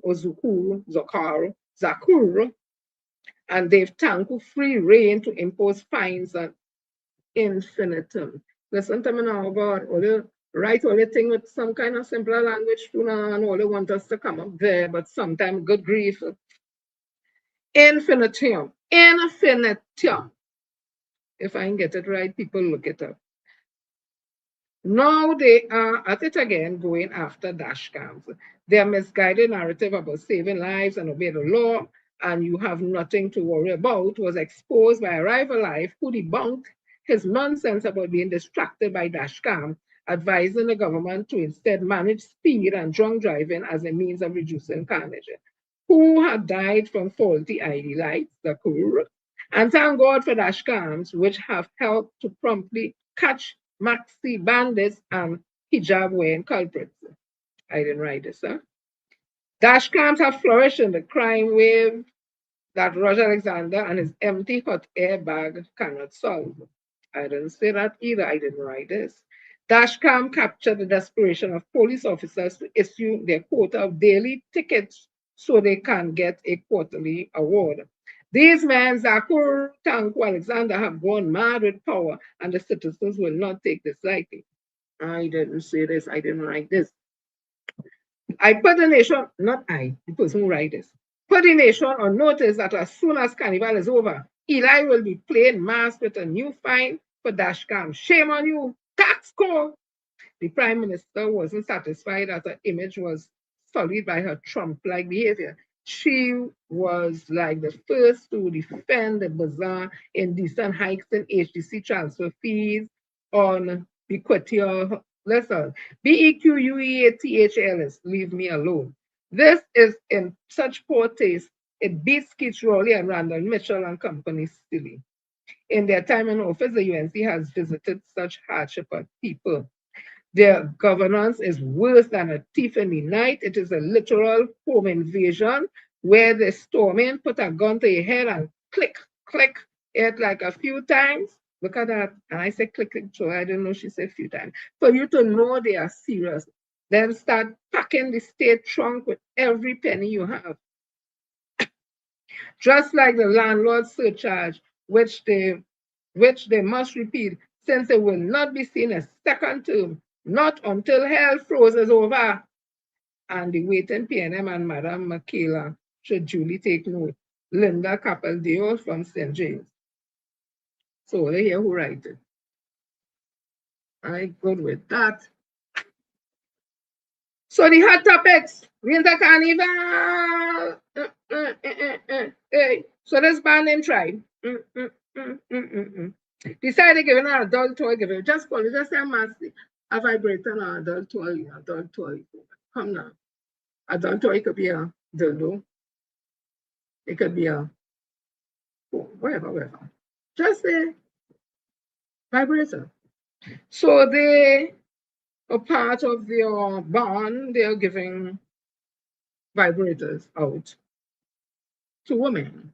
They give a nice package when you come to collect your carnival costume. And that's a marketing strategy, I guess, because everybody's talking about it. The band don't sell out. Not that it doesn't sell out, but yeah, to get a package on it. And it has become a national conversation because the Archbishop Gordon has spoken out about it. He has said tribe has gone too far. I not had a discussion with director, and she's very passionate about the conversation, but misogyny and when it's thing for women, there's thing and we deceitful and things to that effect. And hey, what's the problem? Whatever.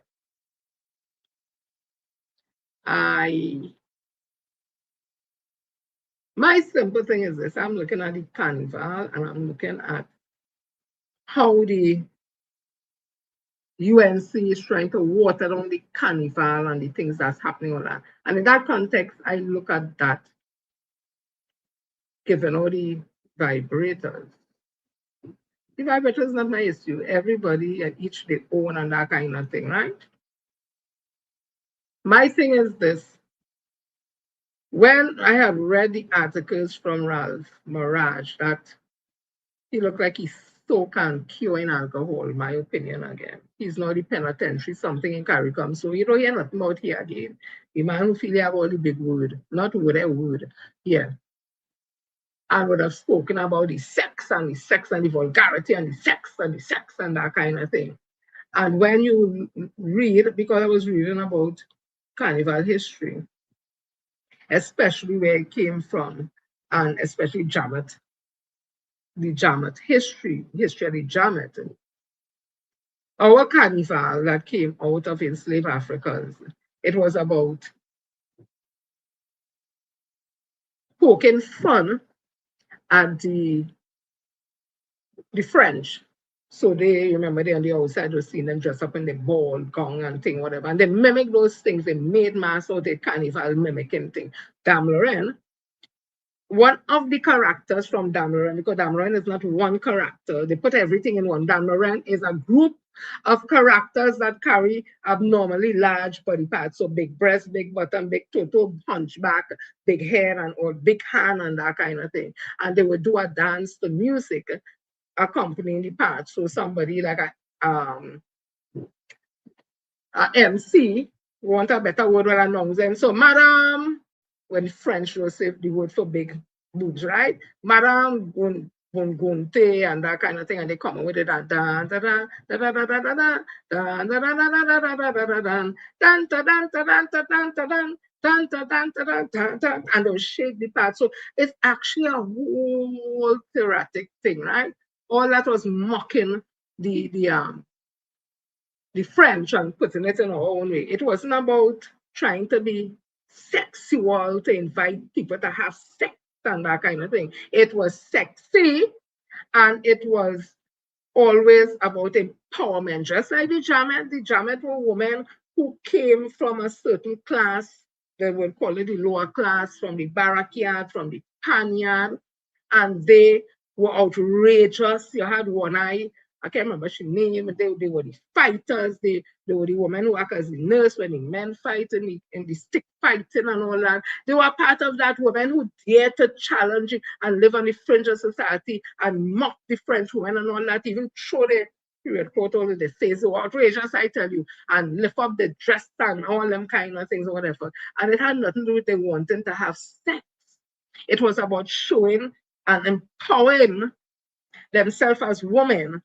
And sex was not about the having sex, but it was sexual, it was sensuous, and it was sexy, not the physical sex.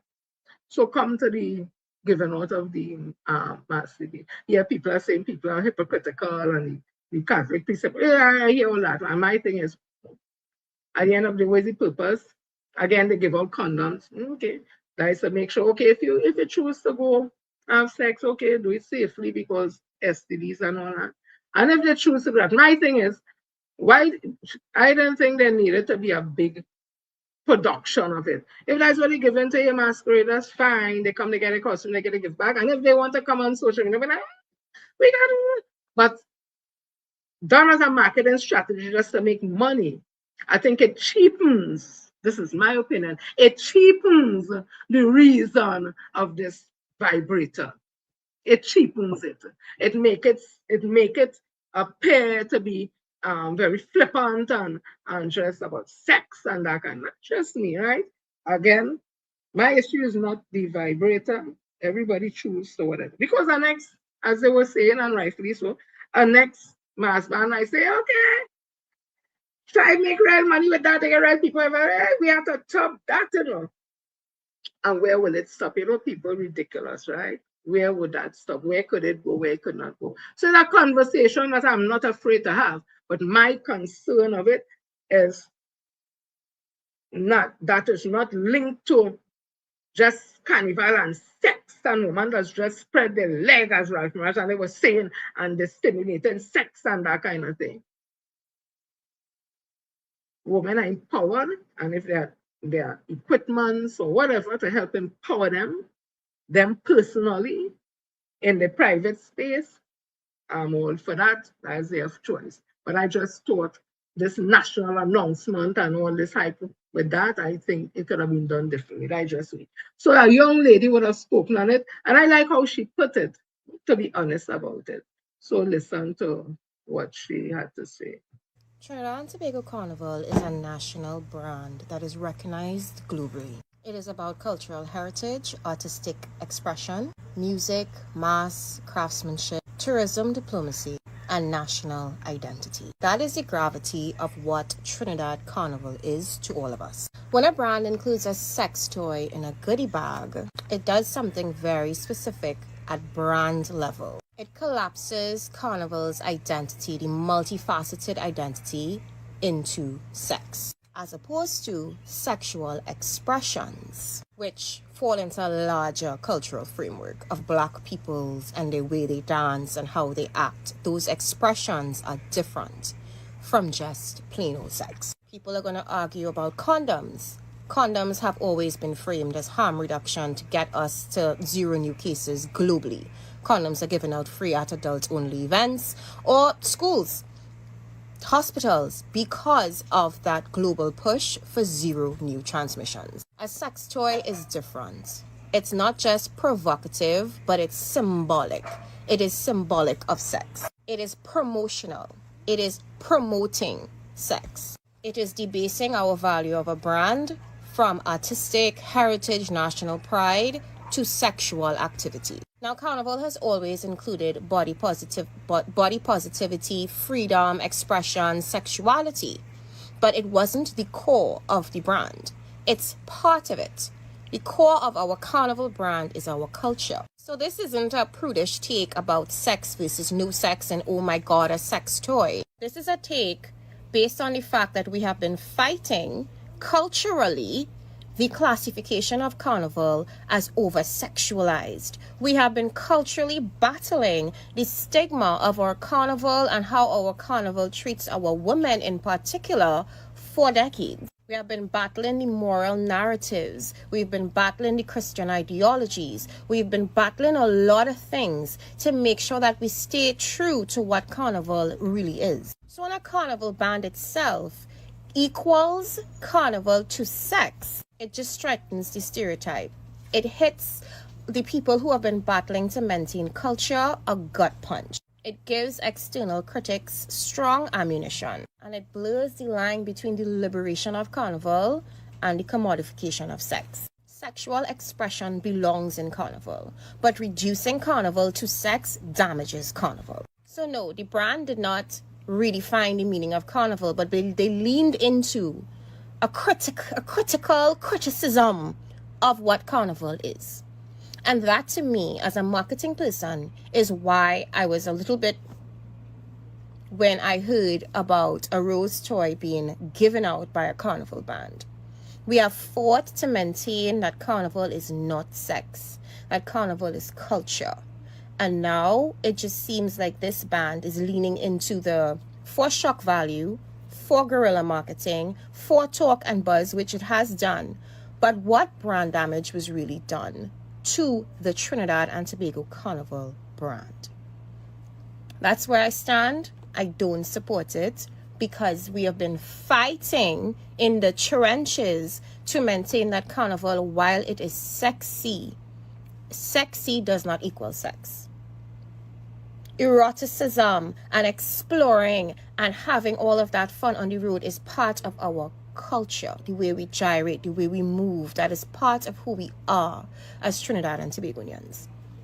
It does not mean that we're loose or that we're sex addicts or that we're going out here jamming on the road and going home. It sends a bad message about the brand that we promote and bring in tourists for. It sends a really bad message. That's my take. Y'all can respectfully disagree, but that's my take on this. So I like the way that she put it, more eloquently than I would have done. So let me move on. This is an article here. Rural Carnival Committee is disbanded amidst claim of politically driven shakeups. And this was in the Trinidad Express.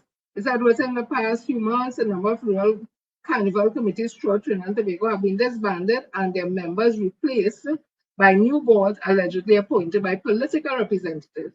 The Express was told that the changes were thrust upon committees that have long served outskirt communities, such as Miaros, Cedros, and Princestown, where carnival celebrations have, over the past 4 years, sprouted larger crowds and in some cases more festivities.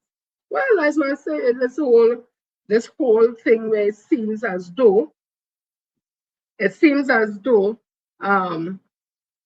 putting the people on certain boards who have no idea or don't care or just have hate to dismantle and mash up everything that is we thing, Trinidad and Tobago, we thing. It was born out of our enslaved Africans ancestors as a way to express themselves coming out of enslavement and watching and mimicking and getting the ideas and stuff from what they see and creating something different. We have our carnival reenactment. A carnival will happen, Carnival Friday night with the Camberley riots straight into stick fighting. I know stick fighting is going on right now in certain areas like Maruga, etc. Even the Hussein riot, you could even say all that is a part of our cultural expression and has been morphed into our carnival. We have the indigenous Indians, or people say, call them Native American Indians.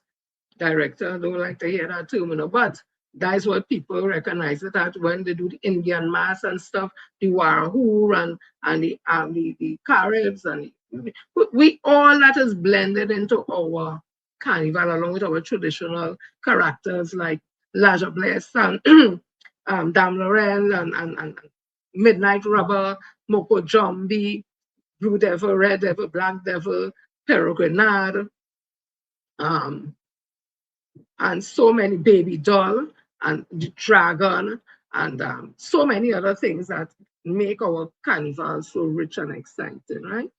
So we have people are saying there seems to be a disbanding of our carnival and is through politically motivated boards and stuff like that.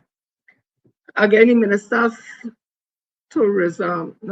Culture is speaking about Minister of Culture and Development, Misha Benjamin, says Carnival 2026 is a bumper carnival, which will be richer, safer, and more inclusive for all. She said the government has invested 131 million into Carnival, directly employing 847 persons. Well, good, congratulations. But there are 10,500 seated workers still unemployed. There are about 9,000 URP workers. There are contracted workers who are losing their jobs all over in different places. They still, that you all have a shortfall of 1,000 still. So there's nothing to boast about. And you all have to invest millions into the carnival because people have no money to pay, so they're giving out things free. It is alleged that they're giving out 2,000 tickets for the March Gras show to make the March Gras show look like it are real people, because it is alleged they hear like people going to boycott the March Gras. So again, they have to spend money, and the more they spend money, the more they tax people, because they still have public officers' salaries to pay. They still have increases in salary for teachers and other persons who have signed the 5% under the People's National Movement.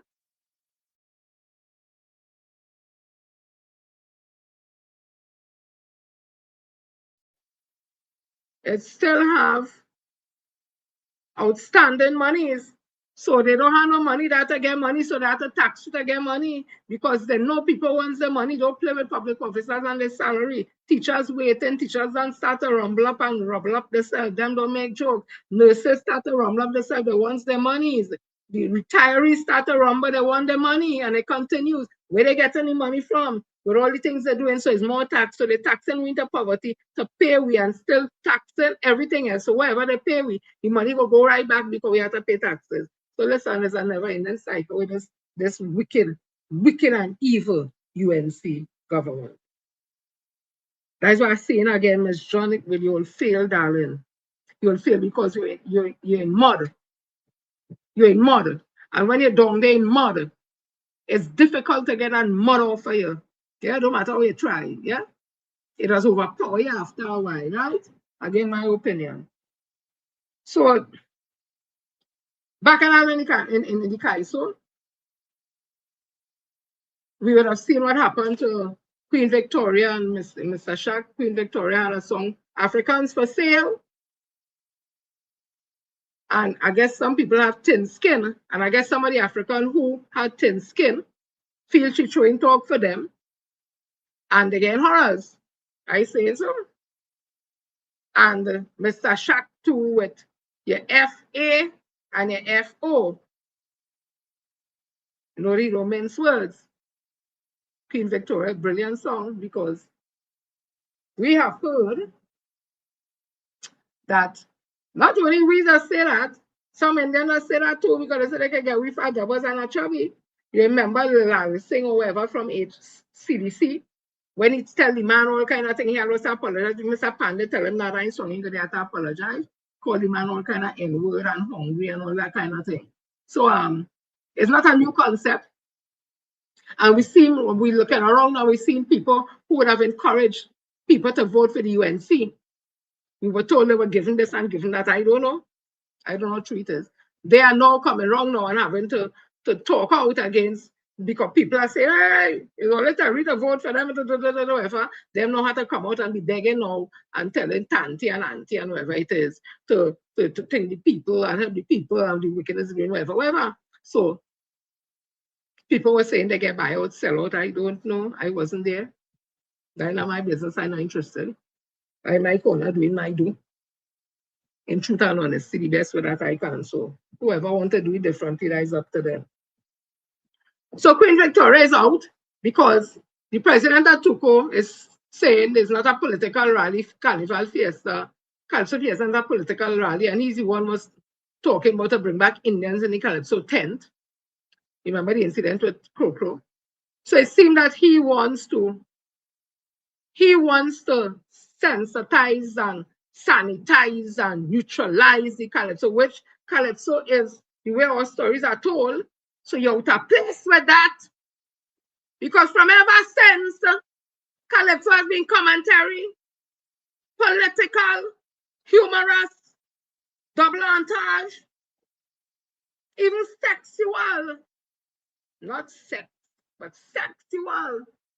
Because that is things that people talking on the ground, and the Calypso was talking for we. So they're talking the things we was talking. So how dare you, President Atuko, Because your brother was a calypso, I understand. I think Johnny King was the brother.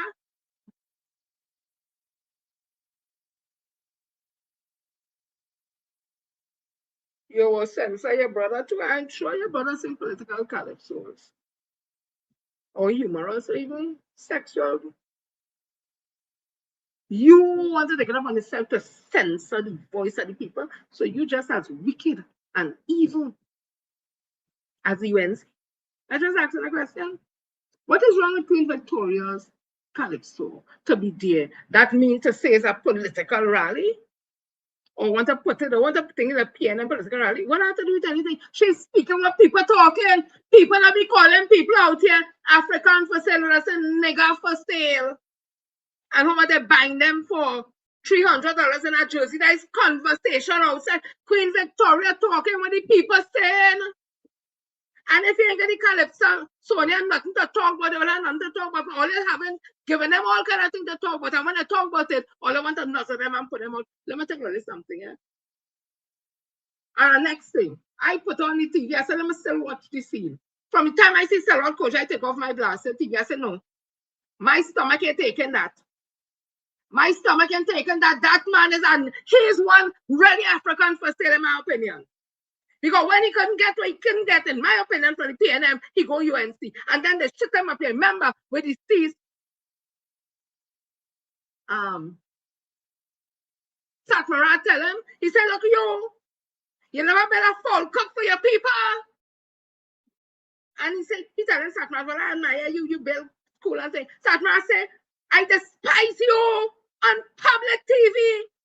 And that man still go with the tail between the leg, or whatever between the leg, pull back and stand up in Satmara's funeral. And instead of saying Satmara is likened to Mahatma Gandhi and those Indian great warriors, the man say he's likened to Martin Luther King Jr., Dr. Martin Luther King Jr. That is not a LBA, an African for sale. Eh? He was on the border. PNM didn't put you on the border. They didn't put you on the border. What do you call this thing? Central Bank. And when the UNC they come in, they remove his backside from there. He gone right back with them. Bad talk them. He kiss up and he lick up. He live and he do so. Will you see this white? I put some powder on my face, right? So let me show you it white here. When he wipe his lip, this must see does happen. Oh, they can't see it, or they can't see the color, just let me show you. You see that brown thing? When he wipe his lip, I ain't got the direction. When he wipe his lip, that must see does happen. First lip right. Up to the CAR, HOLE.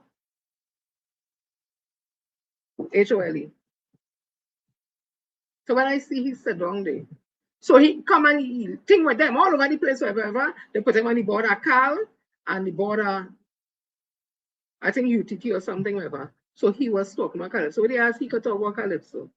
In my opinion, he's a failed Afrikaner, whatever, history professor, whatever. Waste of friggin' time, my opinion. Ask people in Tagariga about he. Ask people in Tagariga about he. He do nothing but Tagariga. All the professor Afrikaner, whatever. You live all your years in America. Where you down here scrunching around, what didn't get a pension or you didn't have your green card or you didn't have your cards, and then you come down here, tell them could you just sell out, in my opinion. So when I see you on the TV, I say, no, I said, God, I take off my first, years, me watch Calypso Fiesta. Now I understand Calypso Fiesta was nice, it was mild and nice. I hear Terry Lyons give a performance as she like, well, you know the genes she come from, right? Performance of the life and how much from Tobago and things. So it was nice. And here at Brown Brother 2, nice performance and other thing. It was calm and nice. I think it wasn't for Terry Lyons and I hear about her, me hear about other people really. It had no excitement. Probably if it wasn't for her, everything would have really be flat line. Me ain't saying the people Calypso not good, but you know. Calypso Fiesta is the place you go for the excitement to hear the kuchu, the back and listen, let them have a competition for nation building songs. Oh, you know who was good too? They said we darling from down here. Oh, what is she name? The little princess now. What is she name? Terry's a princess too. I don't get tired. Beautiful woman. Oh, God, them dimples are colors. Hey, Karen Ashing. I said she was good too. Let us have a competition for nation building songs. Right? Because it seems that is what it's about. Just nation building song. Don't talk about other realities. Just nation building, no other realities. So there's no politics happening, no abuse going on, nothing else going on in this. Just let's sing about nation building. Well, it's not the way they want to go. Anyhow, as I was saying, so me and watch the thing. But congratulations to all those who make it to the finals. My girl is Terry and my girl Karen Ashley. My girl. And Helan Francis. He come from, I went to Woodbrook Secondary, a part of my alumni, so he's Iranian monarch. So we'll see how that goes. Full support. So, what about the thing? So this Mr. Right. Recently, the Trinbago Unified Calypsonian Association organization took a sort of justify the omission of Calypsonian Victoria Cooper Rahim, popularly known as Queen Victoria, from the Calypso Fiesta by labeling her song as African for sale as racist. I strongly and unequivocally disagree with that conclusion. I have listened to this song repeatedly, what I hear is not racism, but classic Calypso, rich in picon, layered in satire, and driven by storytelling. The song reflects the point of view expressed through irony and narrative, the very tools that Calypso has always used to interrogate society. To mistake that for racism, but always out our focus, whatever, always seen me, whether actress or whatever, always seen me. If I'm looking for perfection with me, we ain't gonna get that. Let me see if I can twist this a little so. Right, so I will pull myself so right. The song reflects a point of view expressed through irony and narrative, the very tools that Calypso always used to interrogate society. Right? To mistake this for racism is not only a misreading of the song, but a misunderstanding of the art form itself. It is also intellectually lazy. Racism is not Johnson Lee's fed cancer. Right, the subversion thing or rejection. It is also intellectually lazy. Racism is not defined by discomfort. Racism is not defined by critique. Racism is defined by the assertion of superiority or inferiority of one group over another. Africans for Sale does neither. It challenges, provokes, and forces reflection, precisely what Calypso was born to do. Ironically, Victoria Cooper Ramin is herself of East Indian heritage, either by birth or by marriage. To casually suggest her work as racist ignores both her identity and the artistic tradition she operates within. More importantly, it avoids the harder task, engaging honestly with the message and the method of the song. Tuko's position represents something far more troubling than a poor adjudication decision. It signals an organization that has lost the ability to interpret Calypso through a Calypsonian lens.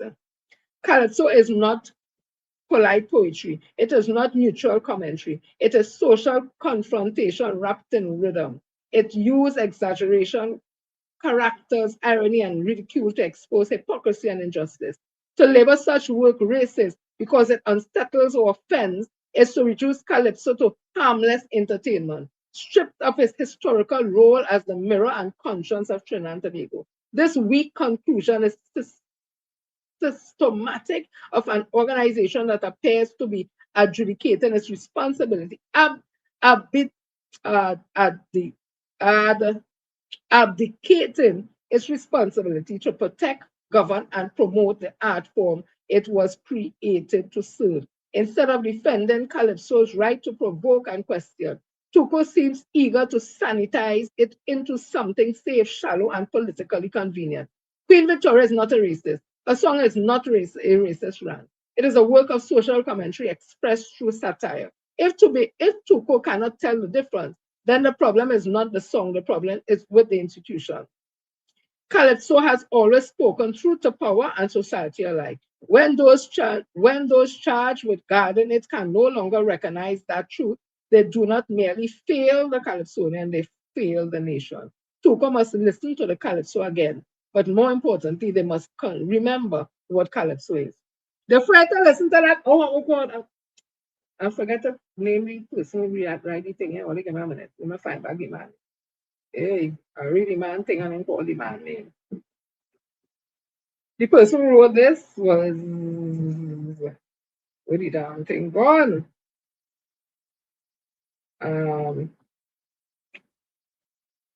Abdon Mason. Thank you, sir, for your editorial. As on that, I want to say shout out to my lady friend I meet on Frederick Street. She say, I'm on the show today because I was listening also. She kind of encouraged me to have it because right now. So shout out to you, to the lady I meet in Excellent Mall who tell me about the fat pork. Shout out to you, darling. And to Veronica. I thought you remember she named me because I have a cousin named Veronica. So Veronica I met on Charlotte Street. Again, thank you, darling, and you, everybody for the support you continue to give, right? Only thought I forget all that. I don't forget, so I don't forget my eats. So let me continue the thing because back and I know back. The subversive power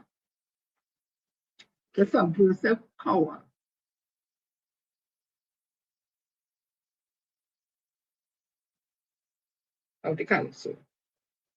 What is this close? Right.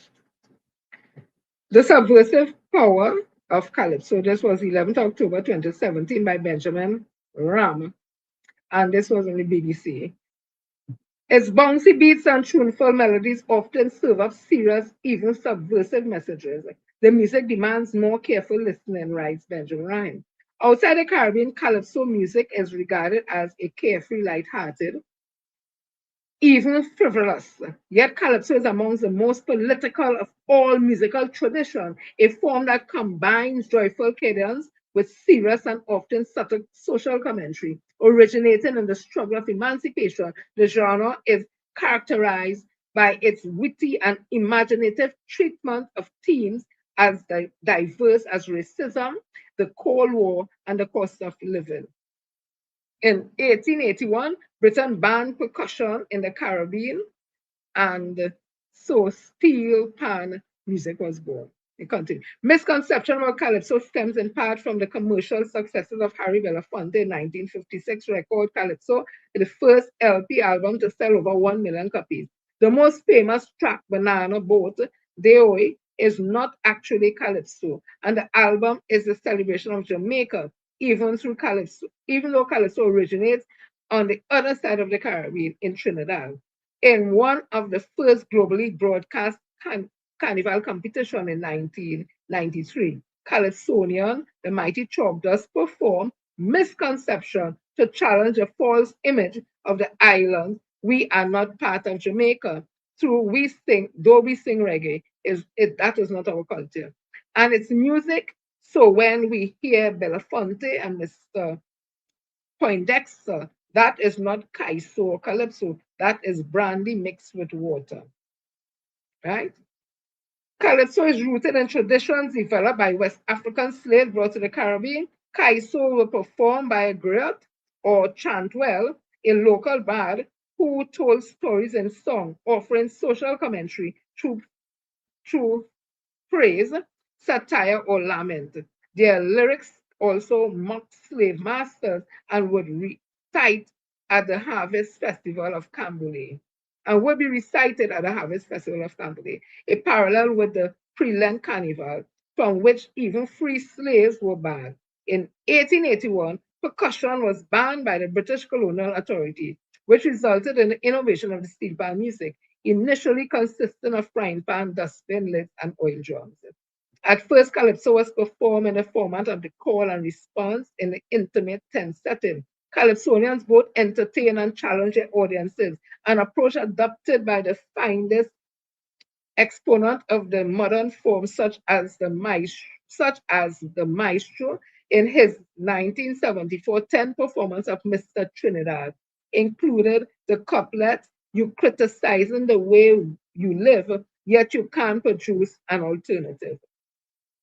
Calypsonians also challenged each other with extemporary performances of prowess and ingenuity, Santi Manti Te, without mercy, as well as political commentary. There was innuendos and bravado, as evidenced by the outlandish names of the Calypsonians, such as Attila the Hun, the Mighty Terror, and Macbeth the Great. With the first commercial recording in the 1920s and 30s, calypso entered its golden era. The form became a means of communicating and interpreting political events and a primary news source for many islanders.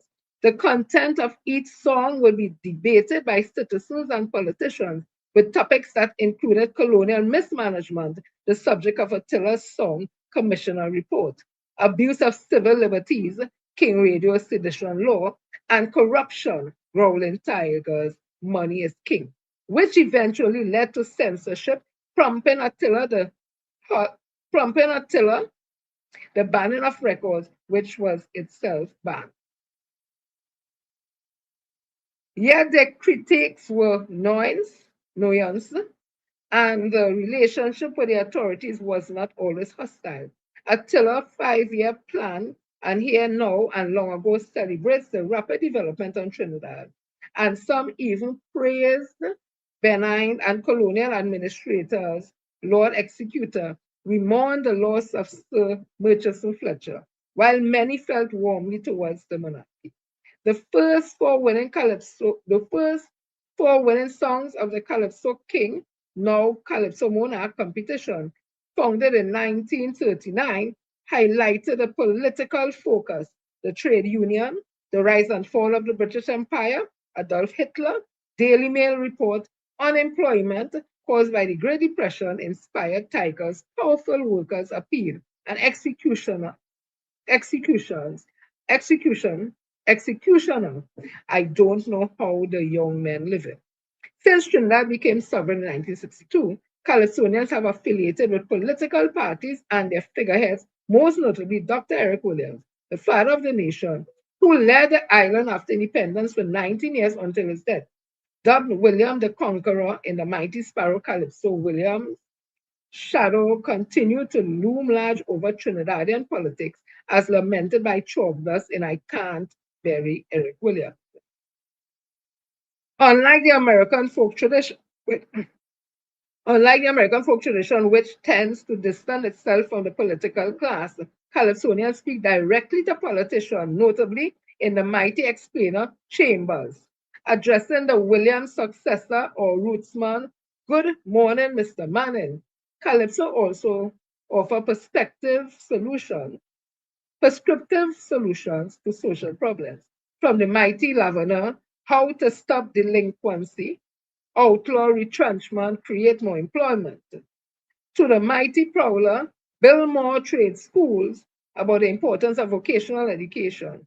Skilled Calypsonians communicate a point with a pithy rhyme, such as public transportation is an abomination, or children come out of college without elementary knowledge.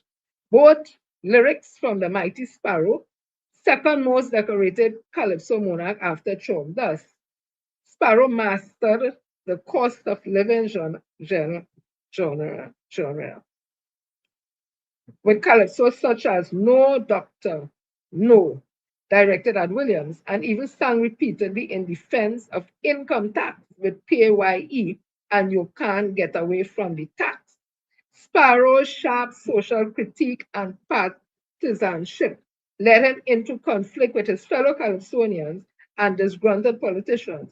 If you tell them that the economy is no longer in full bloom, then you become a puppet of doom and gloom. Some of the most acclaimed calypsos address racial segregation in the US, such as Lord Invader, Crisis in Arkansas, and the Mighty Terrors headed north about the color bars in the southern states. The hypocrisies of Western democracies were critiqued by Lord Christo. They would lynch and torture you in Jacksonville, fame and persecute you in Northern Hill, exercising inhumanity. and still proclaiming to believe in democracy.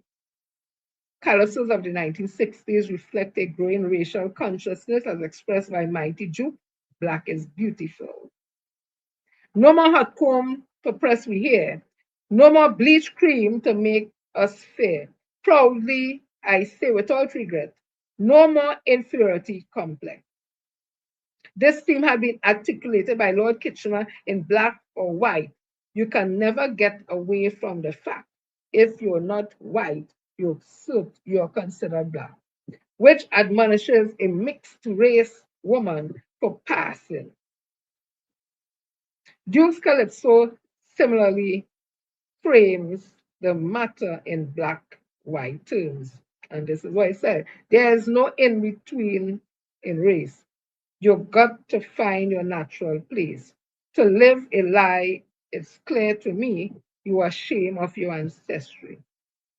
Excluded from this natural classification are mixed-race Trinidadians, doubly rejected as the mighty Douglas points out in the split in Me Too. Trinidad is ethnically diverse, a rainbow model nation in Sparrow's declaration. Yet Calypso, traditionally the art form of the Afro-Trinidadian, frequently reflects tension with the wealthier Indo-Trinidadian community. And it goes on, but the point I read this is to show you that the king and his team needs to understand, if they don't know,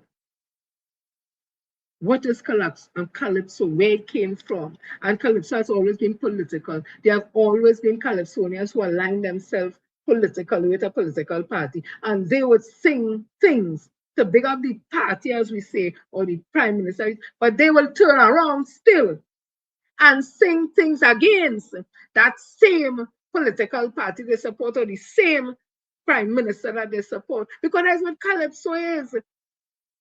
You can't stop that. You can't try to nuzzle that, try to sanitize that. So when I hear Queen Victoria's tune, African for Sale, I'm saying to myself, she really onto something. And whatever she onto, people, it fall in their garden. And they don't want that there because they're afraid the crowd down there will sing it and it will resonate. Because if you're not African for sale, well, you have a problem if somebody sing about African for sale. How the song come racial? She say Indian for sale.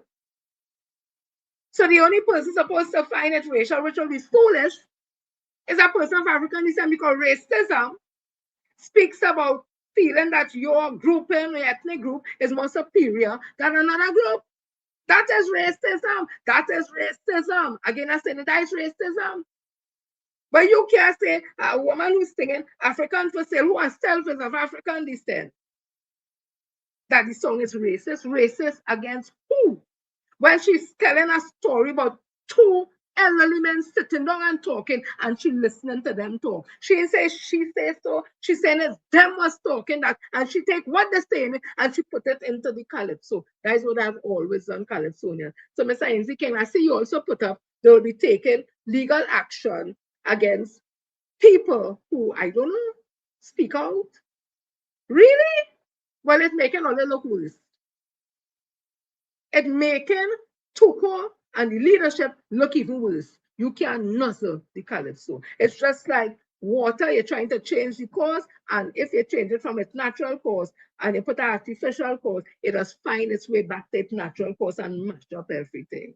It's like a bucket that you put to drip. One day the drip and the water will fill the bucket, it will overflow. Yeah? So in all this, as I ended up here, I have a piece of bacchanal. I see somebody named Bobby Brewster. They posted on Facebook. That's why I call any person name. I don't know if it's a makeup name, false name, but here wait see. Mr. Orlando, Yellow Tongue Octave, I commented under your foolish post yesterday to ask you, and you pretended you didn't see the comment. So I'll just post it here again.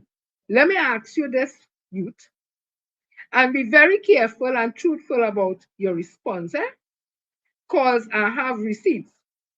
But was there not a meeting at Mr. Phillips? I reading this because it's all over Facebook. And if we have a problem, I should have taken it off of Facebook. And I reading what it have. Me didn't put it up. I didn't, right? Okay. And it was put up by somebody else who posted it out. That's how I see it, right? So I reading what I see. I don't know who is no Mr. Phillips. I don't know nothing, right? But was there not a meeting at Mr. Phillips' place in the presence of you, Kurt Allen, and UNC officials, where the subject of that meeting was that too many Kamala bashing calypsos cannot be allowed in Skinner Park this year, and as a result, the UNC would be funding your calypso project fully, written by Kurt and produced by Mr. Phillips? That's a question the person asked. Also, did you not admit that you did no research on your own where Mr. Shack is concerned, but left the research aspect with completely false findings up to Kurt and Kenny? Is it also true that after people started calling you all out on the false narrative, you all then went after the fact to do another false analysis of his same list of songs to justify all your BS? And is it true that when the list was reanalyzed correctly, you, Orlando, then stated that you realize they put you to sing lies and you're not doing that? Like I said in the beginning, I'll be careful and truthful. Like I said in the beginning, be careful and truthful how you're answering it. Let we see if you would be honest and truthful to the public before you try to label anybody a hypocrite. Be truthful and let people who really eating our food. Be truthful and tell people who really eating food and what color your food. Because right now it seems like your righteousness and dignity terribly tainted. So careful who you continue to be a puppet for. Papa, Carnival is Bacchanal is Carnival. So people, I read what all over Facebook. Papa and it are the people named there. And if it is true they're talking about the people, then we'll have to treat and deal with that. So, chutney soca causing real bacchanal. When I chutney soca causing bacchanal, the woman sexy like that, Miss Shavita, sing on some bacchanal. So, they're saying it, not me saying it, in the chutney world, they're saying, they know nothing about she. Where she come from, she know nothing. Right? They may know nothing about she singing no song, and whatever. And they saying it should have go to the next lady, a thick lady. I can't remember she name, and even Lady Lava. And bacchanal for song. Hey, watch me now, the girl look like a model. Here, she went up in her balloon and comes up. Me and watch that neither, right? So I just said, I hear people say she went up, she stage presentation was off the chain. Some people say she wasn't singing, she was talking, and all kind of thing. They even saying, listen, that woman, she body thing. I say she had to have a man with energy to deal with that. Because she look real, we just call it high maintenance. Me have actually woman, and don't keep yourself looking good, young. But she all over. So it chutney soca one way, soca monarch. So people can't wait to see what happened Sunday night in soca monarch. They want to see the crowd. And as I say, it is alleged UNC going to give out the Minister of Tourism. We call it culture. It is alleged going to give out 2,000 tickets to have the place looking full and like it ram out. Because like they get the S, people boycotting that. Let me see the bacchanal they're going to have kind of are watching that. I just hope they put Sarod Kojo. Imagine Sarod Kojo had dubbed the UNC. I think he had dubbed them uncivilized national crooks. or some kind of thing. So imagine that, eh? Anyhow, as I was saying, I hope they have he commented, you know, because I will have to take Panadol drowsy or something, because I will really want to listen to what Bacchanal coming up, but I can't take that man. That man is just what the song talk about. Anywho, so Carnival Sunday night, the Mashra, the starting of the whole thing is going out to see the reenactment on Cambule. And while I'm doing that, I see somebody put up a post. Here we say, if Inlo Trinis were to stop participating in Carnival and Carnival-related activity, what do you think will happen? I said to myself, what's foolishness? Nothing will happen. What will happen? Because you're on Carnival, you have Cambule, you have Juve, you have Fete, you have Calypso. We're talking about jumping on stage in a band and buying out costume in tribe and all that. That's what we're talking about. In Carnival. Hello. We're going to make a costume and play with mass. Carnival is not just Monday and Tuesday on the stage. It's all the other activities and we all let us take part in if you want to go that way. So if we're talking about Monday and Tuesday on the road with the tongue up your bamsi and the thing on your breast to cover your areola, and then Wednesday one in the shirt fashions, and then Thursday go to work with the high heels, the long skirt, and the well-spoken English. If that's what you're talking about, okay. But Carnival is not just that on Monday and Tuesday, and I just the end of the whatever. So if you saying so that, or whoever write it that, if Inlo Trinis stop taking part in. But since under this UNC, the venom and the hate for people of African descent come out. Eh? So here what some people say. Here's some responses. And I have to tell you all of them is Indian surname. But this way, Carnival done. I wanted an Indian name. A next Indian name. It will flop. A next Indian. The whole country will shut down if Indians stop working. Hey! Let me tell you how that part they float. All they say, they have all the business. And Indian are working on all of the business, African people working. The public services are not African people. All over is African people. The European CPEP was largely people of African descent. Whatever design or choice or whatever African descent. And them wasn't working on the whole place. Come to where Kamla Pasabi sister they say here's a dump. Because African people wasn't working to clean this place. So don't come in that stupidness. You with your Indian surname, with your proud ancestor Indian surname, sir. Here ain't go what? Wait. The whole country was shut down. Indians stop working. But the whole country was shut down if African people stop working. All again to be side on yourself. Stop it. We have a nation to build. When all the little Indian child go to the little prep school, Tanti Merle school and Tanti Janet school, all that, they meet up the little Indian child, the next little African child, they might meet up some Chinese child, they might meet up some Douglas child, they might meet up some Syrian child, depending on what school is that, and whatever child. And when all of them playing, they holding hand, they hugging up, they sucking a sweetie, this one sucking a sweetie, they blowing their nose, this one getting the pole of them. They know nothing but the choppiness all they talking about. Calm all yourself. All we have to build this nation together.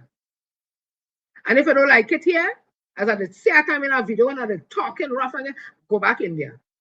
If all they find here is a problem, or they can live in peace and unity with the other races, the African people, the Chinese, Syrian, and the go back in there. And I keep saying again, and I will say what I say in the video, all them piss, go back in there. Because the condition of their great grandmother and father run from in 1845 to come here to make sure all who talking the nonsense here on this post so they can have a better life, or they ain't going back to that. Because if that is coming and all they want like to see, if all they do all their history, I will tell you, know your history, whether good, bad, indifferent, negative, positive, know your history. So you can understand yourself, love yourself, and don't be ashamed of it. Because like some of them are ashamed of their Indian ancestry. Me not ashamed of my African ancestry at all, because my ancestors didn't come here as slaves. They came here enslaved. Two different things. They didn't come here as slaves. They didn't want to be slaves. They were enslaved. And before enslavement, we build the world. Chemistry, physics, mathematics. Everything you could think about. So me not shame of my heritage. And I did some trace in my family based on Dr. Maureen Warner's book called Guinea's Other Son, and I see my ancestors, he named them, a paws raised on I see, because people, my mom always tell me about we had some family from right in the same era that they put the man name with her. And when I trace back and look, they come from an Aunt Teresa land. Yeah? Me know about all that is one proud Black African woman. And because I proud and I'm Black and love myself, I can love any other race. And I can support any other race and don't get no horrors with myself. Anyway, so they continue. We know the Indian contribution, what is really ours, bro. What is the Indian contribution? Let me know, Miss Indian surname. There will be no carnival. Next one with the Indian surname. Really? Let me read this last one. The Afro cannot plan anything. They plan in Canada also until the day Toronto took it over. They were not making any money. For 30 years, they were losing money. The city took it over and now they're making money. They have a full natural pattern of running down things. So, you see how they just want to disrespect them, but I just come to them with fact. You're talking about Canada, so with your proud ancestral Indian surname, tell them in Canada how some of the same Indian from the same group, ethnic group, with all you, doesn't want somebody to come up there in Canada and all the kind of thing. They saw it too noisy. After the Diwali celebration, already the place dirty. That all you does be involved in. I go play it back a day. So don't talk as if all the holier than those feet had some of their own. So don't feel it's only African people that's bad talk African, some of their own. That's bad talk all year. And some already come Canada and India, England and thing, all the behaviors, or let's come with that kind of behaviors, wrong them. We talking about but fail. You know, people of Indian descent have failed businesses, but what has happened is get back loan. Then I start this one, it bankrupt, they start the next one, bankrupt. Come now, man, and who does start to run it to be successful? Know some history that no, some history. Even some people in Indian descent said, like Indian people cashing in the place where we're going to thief too much. It is alleged, they say, so they prefer African who they know will be honest and whatever. Come, let me talk the things now. Let me talk the things now. Let me talk the things. I talk on the ground. So you see all the other time myself, I done with that. So people, Carnival is Bacchanal is Carnival. Oh, I want to say congratulations to, as I say, Pan Elders within the medium band panorama. I saw it for myself last night. It was good. Everybody else was good. It was good. And the girl, the young girl who won the junior monarch, she's 11 years old. And I said already, I think Miss Brand London, right? The Calypso, if I'm mistaken. She's talking about good role models and things. People go out and support the carnival, it's free. Anywhere they have free thing, go. And let Michelle know. Let Madam Michelle know, hey, this is not a bumper thing, girl. We out here because if it didn't fire, we will have pay we money and come. We again fitting all of we coming. You can't judge that to say that the carnival was a success when you're giving away free thing. If the concert and them free and they go overflow, how the hell you could say is a bumper thing? It's when people have to pay and they spend the money, then you'll be able to say it. But let me tell you, last year was hotter than this year when they take over. Hotter. Because it had 200 and something fed promoters. Fed was playing here, there, and everywhere. It didn't have the bacchanal like that. There. Anyway, leaving that alone, I think on dirty how it ended up in the helipad or whatever down there. How it ended up down there. And the Minister of Homeland Security said that they had a plan, but like it failed and listen. He should have never even said anything. If all they can conduct a little fed down in the West. I don't know. So nobody can talk to the ferry, get some boat and things to shuffle people up and down. Dive away instant money once the boat is worthy, or the sea, whatever they call it, seaworthy, and the captain is registered with marine life and commission some boat. Just always a boat ride, get them same boat ride people to carry people down to the Fed, this thing and that and thing, so that it will have less traffic on the road. Me, I don't know police service thing and whatever, and I think of that. Only think of them ideas. Get them same boat with us have party.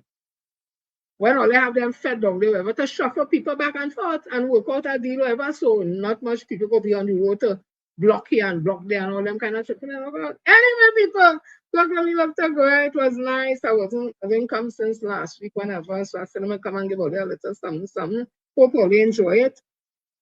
Let me see all who here. All my peeps and them from on Facebook, all they are real talent. So let me see where carnival is a spirit when it hits. Yeah, but you know, all is a spirit when it hits is not one that you want to have sex and you want to open your leg and no. The whining and its expression is because African people, that's what we do.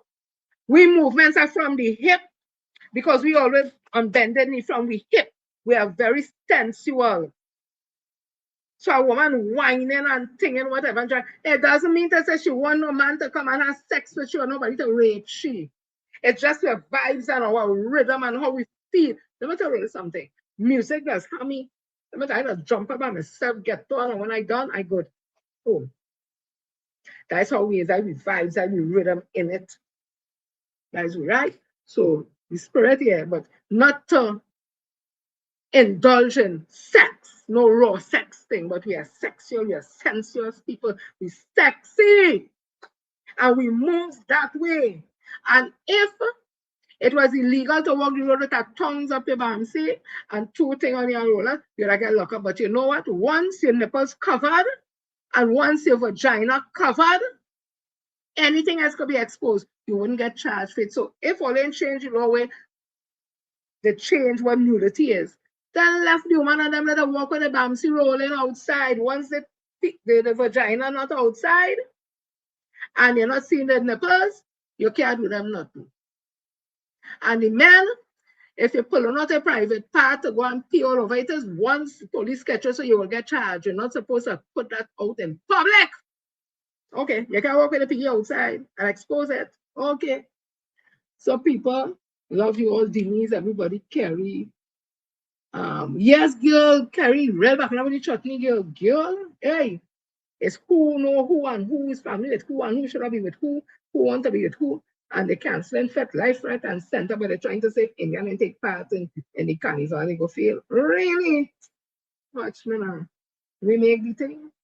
We are the thing nice. Because when we start to roll it an inch by inch and talking about capital and all these old pieces, bring it back in pieces. All they want nothing with me. Put me to stand up next to I've been real here, no, I've been real. Unless that person up in the listen to another race really have time and whatever. Put me next to them, watch me, let me want nothing. And that don't mean I rude and all that. I just guys, watch me.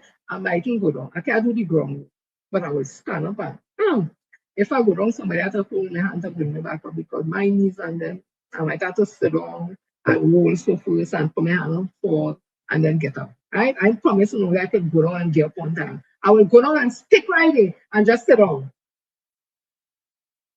And try and fight to get up whatever, right? So I do the work on top. Come on. Hey, God, foot up in the air. Hey, all that yes?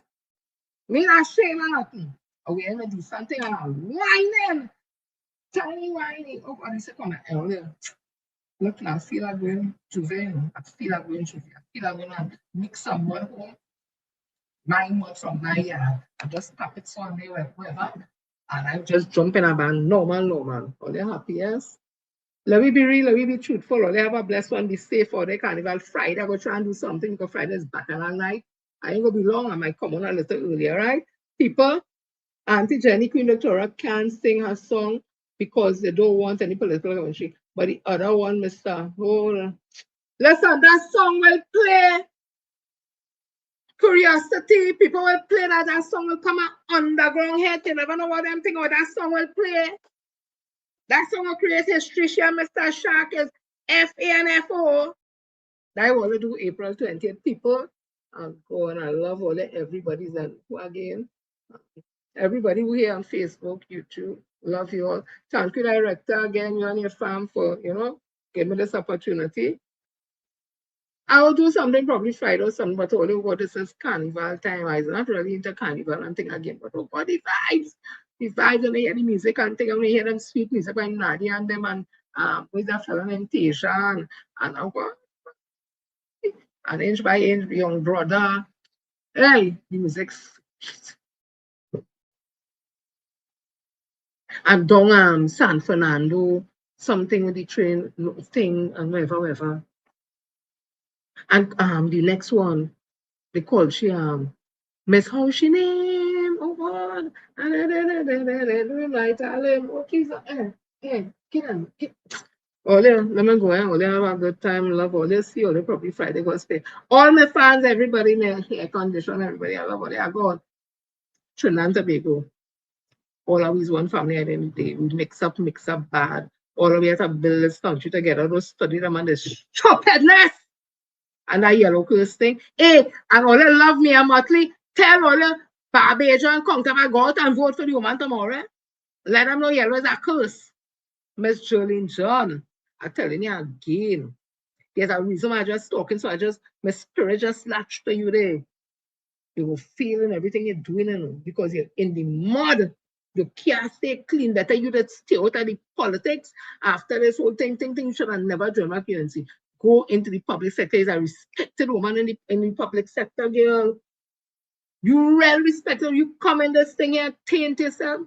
Look, all that too hard. It's just like people April 28th. You tell all them, if all the vote for you and see what happens. Minister Stuart Young was the Prime Minister at the time. Minister Energy. Tell all them, if all the vote for the UNC, URP work laws, TPEP work laws, this work laws, IMF coming, public officers work laws, this coming. That's everything the man has said it coming to. Inch by inch. All wrap up in pieces. All I go. Have a blessed one. Hope all you enjoy this song. I'm going to sit down and listen to it to the end. Queen Victoria, girl, we love you. Mr. Shaq, we love you. We love everybody. We love everybody. But hey, don't try to stifle the calypso. Go on.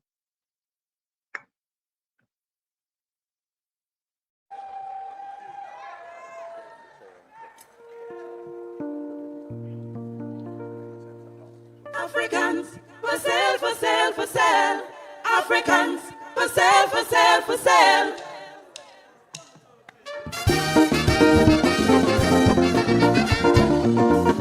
Double river ball, all you come yes. All you good, yes? I was lining with some old men before the election. And well, I was amazed of their discussion. They were discussing the election of 2025. How Africans were selling cheap and UNC buying dead or alive. One old man shout out, fellas, give me your attention. UNC can't win by themselves, no election. You see, they're sitting and they're planning to make a decision. So she called out Shilaga, who the old FIFA wanted man. She said, call the trade union, let we start negotiations. And we could call out a big sale and we go buy out some Africans. Africans for sale, for sale, for sale, we buying Africans. Sing the thing. Africans for sale, for sale, for sale, we buying Africans. She don't have all she chance and she the honor rhymes. Now what she need is some slave names, man, some big strong Africans. Africans for sale, for sale, for sale, we buying good or bad. Africans for sale, for sale, for sale, Tobago and Trinidad. Oh, somebody pinch me. Hey! UNC sitting and they're waiting patiently. With about 16 safe seats, they don't win that already. The woman said, I have my people and they are born UNCs. Now all I need is some Africans who got their names out of slavery. She said that she here, they're really selling cheap. And she could buy them very cheap, 500 and a jersey. A lot of people will cry when she's finished with CPEP, because she is not holding back 10 p.m. and have nothing to get. She said it's party before country, all you never forget. She will care for her people and she have no blasting regret. Africans for sale, for sale, for sale, we buying Africans. She buying Africans for sale, for sale. Listen, we buying Africans. She said we like crab in a barrel, we pulling each other down. but I want their votes, so I jam them the winning song. And so they know it. When UNC wins, everybody wins. Africans for sale, Tobago and Trinidad. Hey, who called me? I want this verse low, right? The black minds in Tobago, she's working on them with ease. But she's not afraid because monkeys say cool breeze. She said the last time she was easy, this time there is no room for mistakes. Cause when she's done with Tobago, it's either they make or break. She has her eyes on Moruga, especially Samuel Cooper. They got a lot of P&M houses, but none of them can remember. She's buying some in 6 company because they're nice, they're bad and they're trim. Their ancestors came from Africa and all of them is Americans. She passed through 5 company and she bounced up Madingo. Well, boy, she makes she name cause she gets Africans for Africans for sale, we buying Africans. Kill them. Africans for sale, listen this. We buying Africans. Dog Faisabad was pretty Siroja with her reach in the cemetery. He sit down waiting for refinery point. That man had to be crazy. What? Africans for sale, we buying good or bad. Africans for sale, Tobago and Trinidad. I never meet 2 cohesive man so.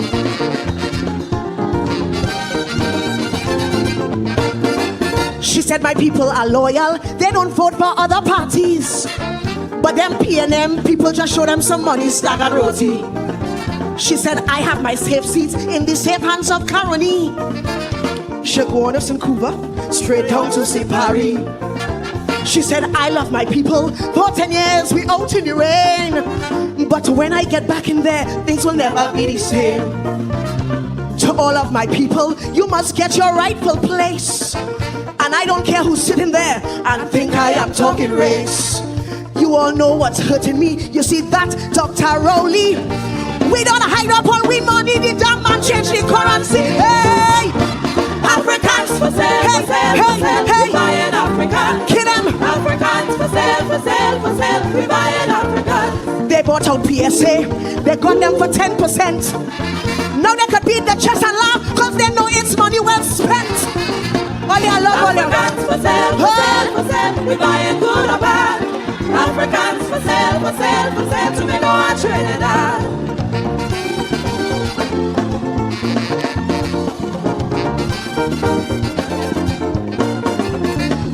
Africans for sale, we buying Africans. Africans for sale, we buying Africans. Africans for sale, we buying Africans. Africans for sale,